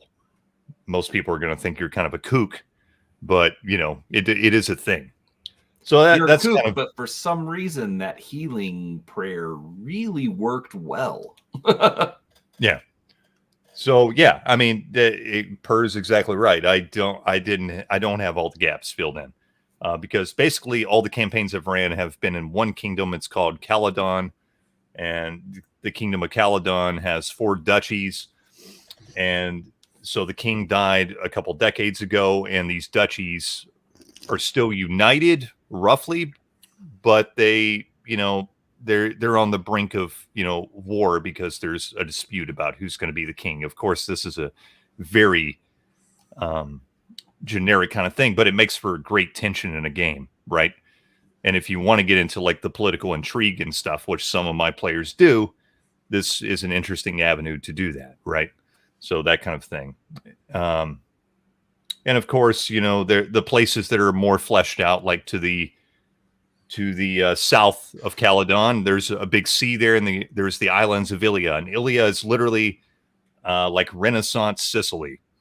So these people are ruled. Each island is ruled by a don, and I mean they're like Sicilian gangsters from like the 14th century. So I mean that's literally how I made it. So, but this is kind of place where, you know, if you want to play the swashbuckler or the, you know, the swarthy thief or whatever, it, you know, this is a very, very good place to come from because, you know, dueling is a common thing and family honor and all this kind of stuff, and very, you know, that has that very Italian kind of Romeo and Juliet kind of vibe, mixed with like modern gangster movies and such.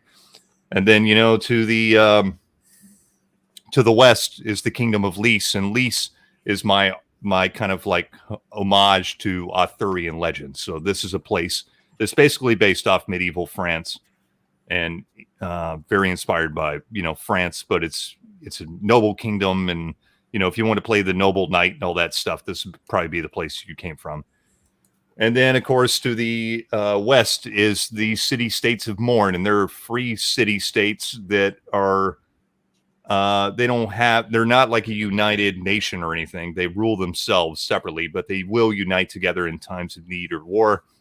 And they live, you know, there's 3 cities there, and it's a vast tract of plains and wilderness.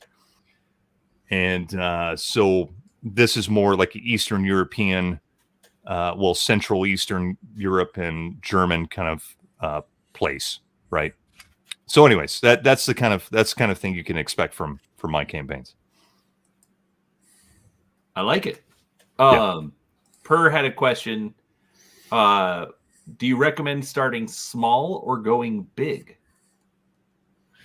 I've done both, but for the longest time, I tend to start small and build up from there. And that's what I did with this campaign world, right? I started with one little duchy and built up and got bigger. And I'm still going bigger, right? Like I'm getting a little bit bigger. Every time I start a new campaign, and I keep the same world every time now, and I'm not going to change it, no matter, even if I want to or tempted, like, because I like that I'm, you know, expanding and building. Now I know Bear seems to like to start big. I think it's what he seems. It's what it seems to be. You know, he likes to build everything right from the get go. He builds the whole fucking shebang and has it all mapped up and everything. Yeah, I've done those that 2-hour videos of, well, here's these people and blah blah blah, and then, you know, Okay. well, No, I'm not. No, this isn't a complaint. But yeah, I was just commenting. Yes, you are not starting small.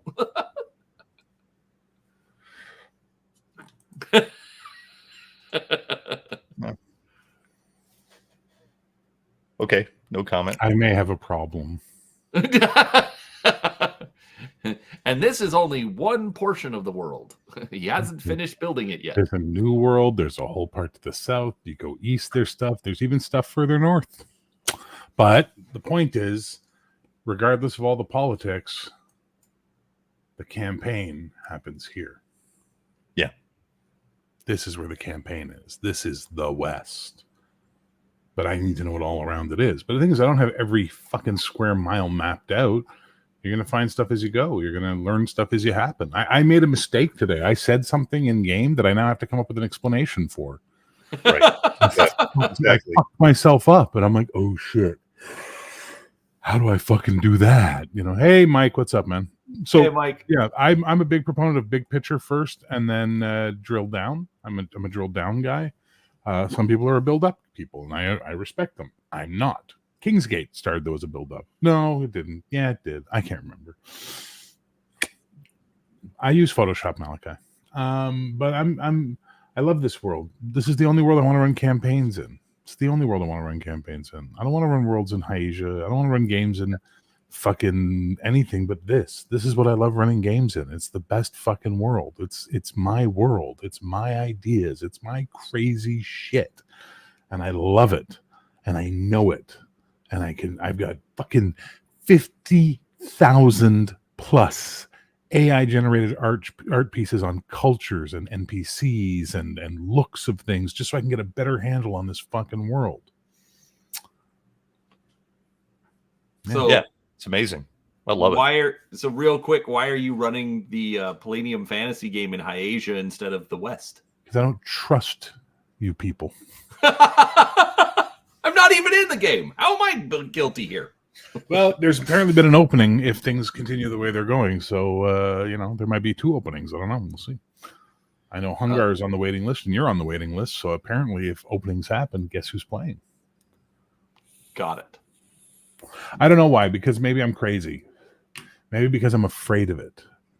Maybe because I'm intimidated by it. Maybe because I'm scared of giving it to you. Because I don't know what your reactions are going to be as people. I know my players at my table. They love the world. They're intimate with the world. They played in a version of this world for the past 20 years. Not 20, 15. And they love it. And they're into it. And they want to know more. And they get into it. And they're all that sort of thing. And it does not have 50 years of innovation because I'm using the Palladium Fantasy system now. So it has 40 years of consistency. Or consistent inconsistency. Yeah, okay. 40 years of staying mostly the same.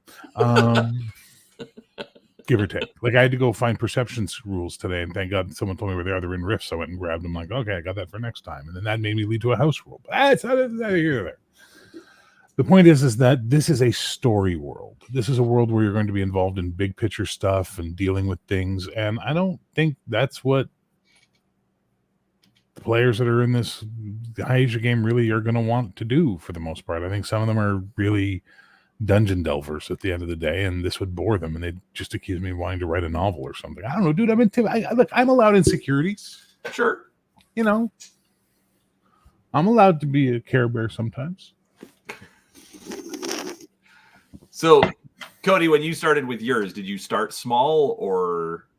I kind of lied there. So I actually didn't start small. So I created because like Bear and like somebody mentioned in chat just here, you want to know. I am already thinking about what is surrounding the rest of the stuff. And the first campaign I played was a political campaign. That was the whole idea, that original campaign. So, I was inspired by that because I ran the village of Hamlet. And the players did not, or it was the Temple of Elemental Evil, right? But we ran through T1, which is, good adventure and all and everything. But they get to the keep, if you've ever played T1, and there's this abandoned keep they have to clear out. And they were so obsessed with this fucking keep. They didn't give a shit about the dungeon or whatever. They were like, okay, but who owns this keep? We want to find the deed to this keep, and we want to take this keep. I'm like, hey guys, there's this other shit going on underneath the keep. They're like, yeah, we'll take care of that. But what about this keep? Like, so I was like, you know what? Let's start a new campaign. So I started a new campaign, and the first adventure, they rescued this princess, and in exchange for doing that, this kind of fell in their lap, right? They just happened to rescue this princess, brought her back to the kingdom, and they were granted a piece of land, well, actually like a whole duchy, called Darkfall, which is they didn't know it, but it's like this lawless place that, the kingdom couldn't take under control. So they were like, okay, well, nobody else could fucking deal with it. So you deal with it. Here, we're going to give you land. It's totally ungovernable, but you can have it. Exactly. So this place was just in chaos, right? But they still, it was really, really good. It was really fun, and I think it was one of my favorite D&D campaigns. And they were doing the typical D&D stuff. They were going on adventures and stuff because they had to. They had to go to the town and help these people out with whatever to get those people on their side. They had to go to a dungeon to get a magical sword because there was this, the people had a superstition that whoever could find the sword is the rightful king of Darkfall. So it just kept going like that. And then it became like this big political thing. Now they have the whole barony or duchy or whatever under their control, but then all these other major powers surrounding them are like, hey, you don't really want to join up with them, do you? You should join up with us, and we can take the kingdom of Caledon down and blah blah blah. And so they and then at the same time they pissed off a chaos god. It's a whole thing. I maybe I'll make a video about that whole campaign. It was really nuts. It lasted a long time. It was really fun. But that's where that world started from. So in that kind of campaign, I had to start a little bit bigger. So I did make a larger map of what I thought the world was going to look like, because you have to in like a political campaign. So I had to create like all the neighboring nations and states and come up with ideas, at least a rough idea of what they're all about, what their political alliances were, and all that stuff. So that was the start of it. But in reality, the only thing I had really fleshed out was Caledon and this outlaw kingdom called Darkfall. And from there, I just have been building and building and building every time we play. Yes. I have an answer for insert name here. You're not funny. Get off the stage. There we go. Punching a penguin. Batman does it. Yeah. Fuck you, Brian. Now you got me thinking if I should trash the high Asia concept and stick with this instead. I hate you, Brian. Dude, I love your campaign world is fucking inspiring, man. It's fantastic. But I fucking hate Brian right now. He does this thing every time. I think I have an idea. Brian goes, well, I don't know why you're doing that when you should be doing this. And I'm like, fuck you, Brian. I can't wait to see what your Voyager. I'm never doing a Voyager campaign. No, I'm just saying your Voyager campaign would be cool. Fuck you, Brian. I'm sorry for inspiring you, Bear. Shut up. You fuck.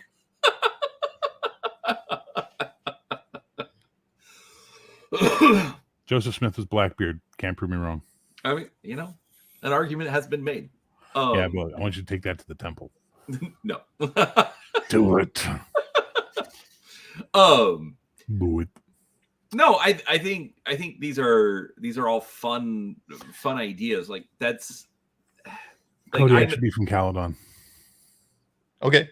Yeah. He should be someone who's completely disillusioned with Caledon, though, right? Like an ex-Caledonian knight. So he should be just fuck Caledon. Yeah. So, Caledon is pretty much like the generic kind of Celtic and British kind of state. Yeah. So that gives you an idea what it is. But it's a broken place. Yeah. So, actually, your character would totally make sense be from there. Because Michael Chan wants to know, have they gone to war yet? Have we had a war yet in my campaigns? Yeah. Yeah, we did. And they fucking got screwed over real bad. So I'll tell you how this went down. So they made a deal. They found out basically like the Queen of Caledon gave them this outlaw state, and they found out she was corrupt and basically trying to backstab them and take it from them. And the person and so anyways, they made an alliance with the Isles, one of the Dons of the Isles of Ilia, to give them ships to invade Caledon. They're like, okay, fuck this. They found out this grand scheme of this queen. So they go to invade the islands, and the pirates betrayed them. Of course, they're fucking pirates, right? And they get backstabbed. So they had this big naval battle, and they're losing. So we played out, like I made rules, and we were playing out this big naval battle, and they got their ass kicked, right? Like bad. And they were like, shit, what are we going to do? Well, I told you before, they had encountered this chaos god. There's a chaos god in my world called Yaculus, which, funny story, Yaculus, that name comes from my game master, my DM in high school, and his name was Eucalus. That was his last name, but nobody could pronounce it, so we just call him Yaculus. And he was a chaotic, crazy dude. Great GM, by the way, but he was fucking nuts. He was just a crazy dude. So I was like, that was kind of a, tip of the hat for being such a great GM over the years. And also that I was like, this is the perfect, this be the perfect nod to Yaculus or Eucalus or whatever. So I made him my god of chaos. So Yaculus comes down and is like, hey, he, for some reason they garnered his attention. He's like, hey, you want to make a deal? I can get you out of this situation. And so one of the players was like, yes, we'll make a deal with you. So he's like, okay. So they made a deal with the Chaos God and basically reversed time. And they went back to they literally started the campaign over, but they had all the previous knowledge of what they had already. So yes, we had a war. They lost and they reversed time. And then what it ended up being was a whole nother campaign of them having to deal with the deal they made with the Chaos God. And finally, they had to have a showdown with Yaculus. And Yaculus is a trickster. He's basically the Joker of gods. I mean, that's how I portray him. He's basically the Joker. He's not evil. He's just chaos. And so, the thief ended up playing a gambling dice game with him. They basically shot craps to save the world. And they won. And, that was the end of the campaign. So, yeah, he's Loki. Yeah, exactly. So, yes, we have had some wars in my campaigns and stuff, and it can be a lot of fun. That's an interesting idea, especially if you play it off that way, because you can do so you've already run through the campaign. They know how the things work, but then you can do it all again. But then you've got that chaos god. It's like, oh yeah, last time the queen totally gave you her favor. Haha, just kidding. Not going to happen this time. And exactly. Do the similar things, but then make them react different ways. That's actually fun. It was really fun because now they played, and I thought they'd be really pissed off about it, but at first they were, and then they were like, wait a minute, now we have all this prior knowledge of what happened. We can't, we're not going to make the same stupid mistakes we made last time. We know exactly what to do. So they had to go repeat everything they did, but they did it really fast because they knew exactly what they had to do. And they were not annoyed at all. They were like, this is great. We know exactly what to do. And, we're not making a deal with Ilya again. We're going to make a deal with, Byzantia. And so, yeah, it was really good. It was interesting. Okay. So then I guess one question I would ask, how do you keep track of your world? How do I keep track of it? As far as what? So, there's this kingdom and this is who's in charge and this was done and then they lost this and how do you keep it all straight? I write it down. I just have scribbling and notes, and then most of it's up here, to be honest with you. I can just pretty much remember it. Also, I tend to change things a little bit every campaign. It's the same world, but I don't mind it being an alternate dimension of that world, right? I don't worry about if this happened, this is going to affect that and stuff. When I set out to play a new campaign, it's going to be in the same world. That doesn't necessarily mean that everything that happened previously happens here. This could be, I kind of treat it like it's an alternate dimension. You get what I'm saying? Because there are some things that I want to tweak and modify. But I might keep some things around too.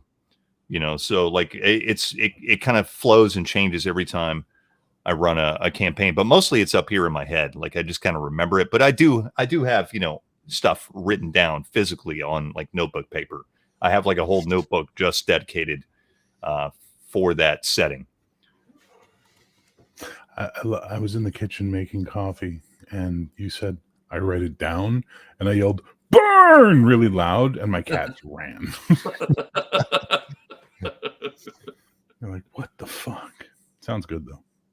How do you keep track of all your stuff, Bear? Oh, you sweet summer child. but also especially with how extensive your worlds can be, cross-referencing and all that kind of stuff. Yeah. I have dozens and dozens of documents, and oh dear God, I've rebuilt that map so many fucking times and renamed things so many fucking times. It's just, oh my God. I have PTSD from my own campaign world. PTSD from my own campaign. I used to have the bad habit of every time I'd start a new campaign, I would want to start a new world. But what I found is I was just really remaking the same world over and over and over again. And I finally came to the conclusion. I was just like, fuck this, stop this nonsense. Like, I was like, okay, this is it. This is going to be my world. This is what I'm sticking with. And I'm going to build off of that for now on. That's where and that's what I've settled on. So, yeah. Okay, look, let's play a little game real fast, Brian. Real fast. I won't open a book. I will just do this. And you, Brian, or in the chat, I don't care. Tell me where you want me to zoom in. The volcano. Okay. So here. Down here. At least that's what I'm calling it. Okay. So this is the Black Lake. This is Azoth, which is surrounded by the Jagged Badlands. The Bojax is over here. The lands of the Lich Queen down here. Okay. Now, what would you like to know about this? Is the Black Lake haunted? Well, not really. It's unnatural. The mountains are unnatural. They were raised up by a servant of evil many, many thousands of years ago, who then converted himself into a massive black dragon and was destroyed by the armies of the world and created a massive black lake. He was trying to build a volcano to destroy the world, but they stopped him, and where his body fell into the volcano, the Black Lake was created. And there is now a city, which is not marked on here, on this island in the middle of the Black Lake. And Azoth is the place where currently all evil is assembling. And until the next blood moon, all evil will fight in the lands of Azoth until one of them wins. And then all evil will align behind that disciple, and they will try and take over the world again. So the players have 1 year to figure shit out and build their allies and get everything ready. Because in 1 year's time, evil's a coming. Okay. Except it arrived now, and it's called Bean. Insert name here would like to know, does the lake's water have any special properties? I wouldn't drink it. Like no one goes there. Like, it's a bad place. You don't go there. Like, you don't go do scientific exploration missions. It's a nasty, bad place. You avoid it. But that's my point, is I can zoom in on any point Sort of of this like world Portland. and tell you. Yeah, there you go. I can zoom in on any part of this world and tell you something about it. And that's why. That's what I do, right? So it's just, that's the thing. It's fuck, I've been building this world since high school, effectively, because it's wound up being it's all my campaigns compressed into one world now. It's crazy. And I fucking hate you right now. I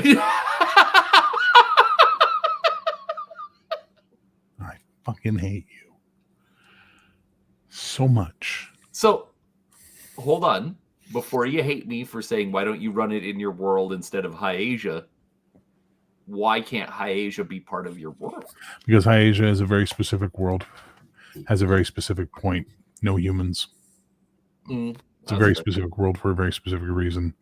Would you like to know, since you've convinced me now, and I'm going to have to tell these guys we're not playing in High-Asia now, would you like to know the secret of High-Asia and what the whole point of High-Asia was? High-Asia was a comic I was going to do. And do you want to know what the secret of it is? Is it going to be spoilers because you're going to end up actually running it for everyone? Because it still sounds really cool and we love all of your art. No, I fucking hate you, and I can use that art here. And you've ruined my world, so I'm fuck you. I'm sorry, Cody. Well, that's fine. That Cody loves the West. I love it, but Thallo was an awesome character. Yeah, I might just play. I might just play that character since I didn't get to play him in the exactly. Thallo deserves to be.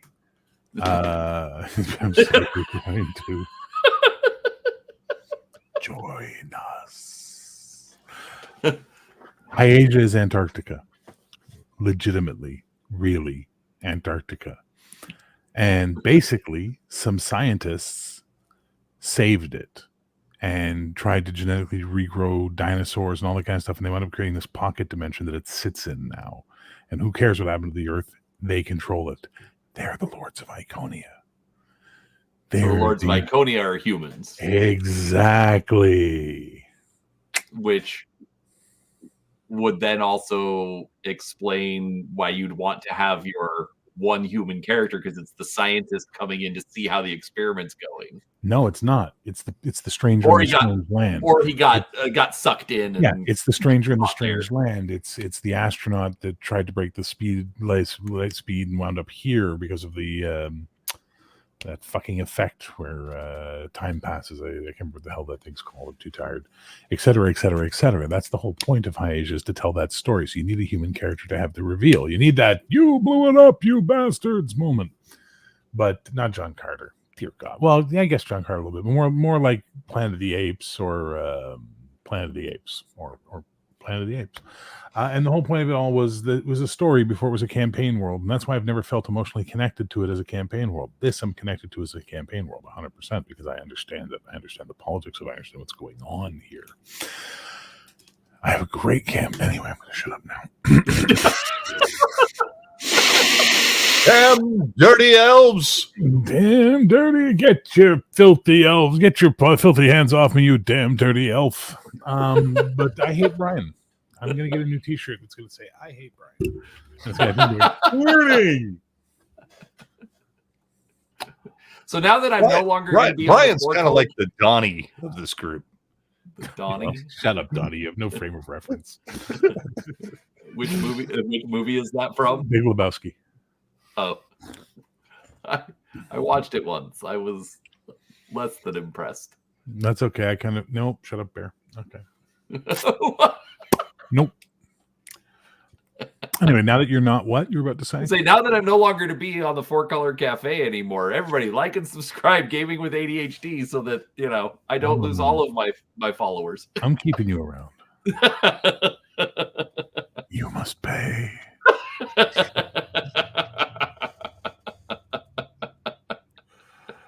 We have our default safe place campaign world in our heart, and we create others that we think we need for other occasions. Agreed.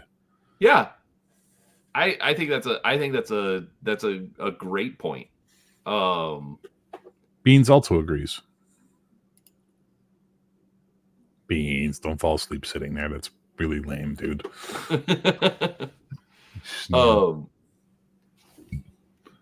Malachi's, he was not impressed with the Big Lebowski, but liked Buckaroo Banzai. Buckaroo Banzai is fun. No. Just no. Malachi, no. Bad Malachi. Thank you. I'm tired of defending Buckaroo Banzai to Arizona. I love Buckaroo Banzai. Your wife doesn't, therefore she is dead to me. No, she's dead to you because she doesn't like John Hughes movies. Yeah, but you know what? I'm thinking about that. She doesn't like Pretty in Pink and 16 Candles and Breakfast Club. I bet she loves She's Having a Baby or Planes, Trains, and Automobiles or Curly Sue or Uncle Buck or Home Alone. I'm not sure she's seen any of those. She's seen Home Alone. That's true. Bet she loved that one. I don't remember. Well, then go away, fucker. Crafty, my dumbass is still at work. Just thought you'd like to know. Customers are super inconsiderate, rude, and don't care if you have families that already work 12 hours. I get it. So, real quick, I want to point this out. I haven't seen Buckaroo Banzai, but I've never heard a bad thing about the movie. All right, if you can find it, you get the DVD version and you watch it with the subtitles for Pinky Carruthers' Little Known Facts. It's even more amazing that way. So, anyhow,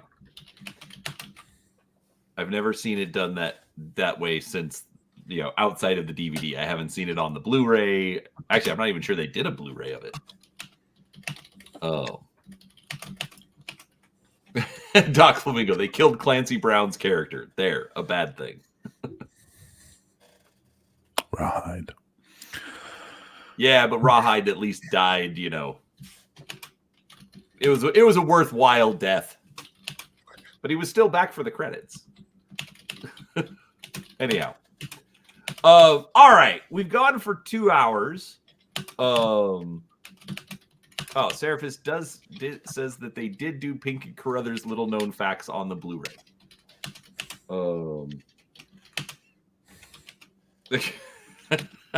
I am ruining everything. All right. I guess any last thoughts, any last questions from chat? Because I think we've gone, like it's past midnight for Bear, and Cody is probably wondering why he showed up for this nonsense. No, but I'm not. Fucking hate.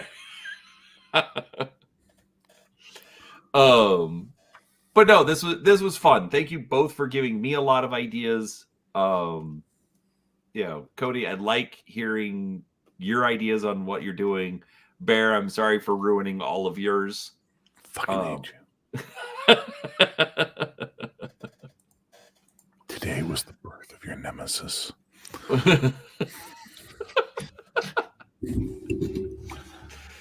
Anyhow, all right. I guess anything you want to show before we sign off, Bear? I'm running a new campaign. It's called Brian Must Die. It's going to be a LARP.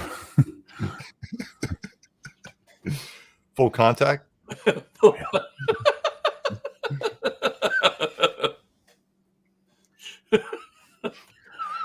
only thing I have to shill is this. The Society of Role-Playing Gamers is about inclusivity and all of us getting along and being able to disagree on things and still be respectful and friends with each other, even if we take the piss out of each other.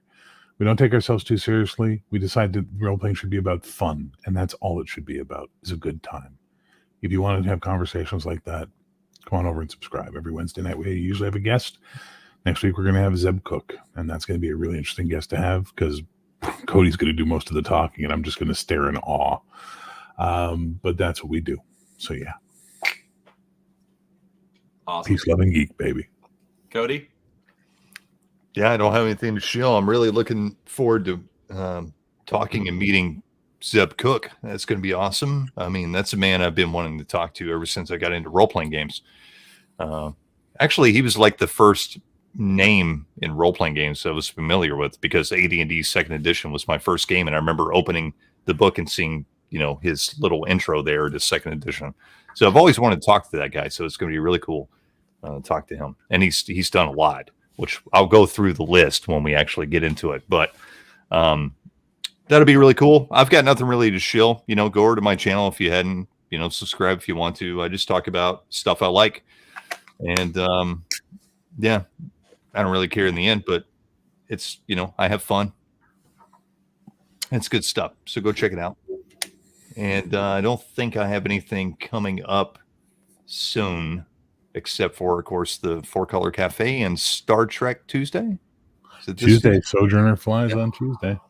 Super with a new exciting. counselor. Oh. Is, you know, Cody going to keep calling her madam? Well, she is a female betazoid. That's fair.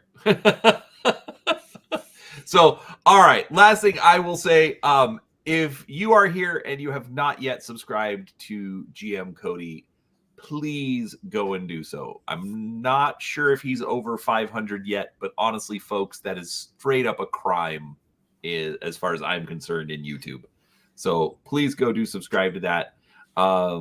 So Bear's going to be hosting Star Trek Sojourner on Tuesday, and I'll be participating. I'll be in the 4-Color Cafe. I will obviously have a random assortment of who knows what coming up next week. But at the end of the day, guys, thank you so much for hanging out with me. I absolutely enjoyed it. Sorry it was not really planned, and so we ended up doing more of my stuff as opposed to general concepts. But hopefully people can take something from that as well. I fucking hate you. I know, Bear. Okay. And I appreciate it. So, all right. Well, everybody, thanks for watching. Hit the like button on your way out for whichever stream you're in. But otherwise, we will see you next time.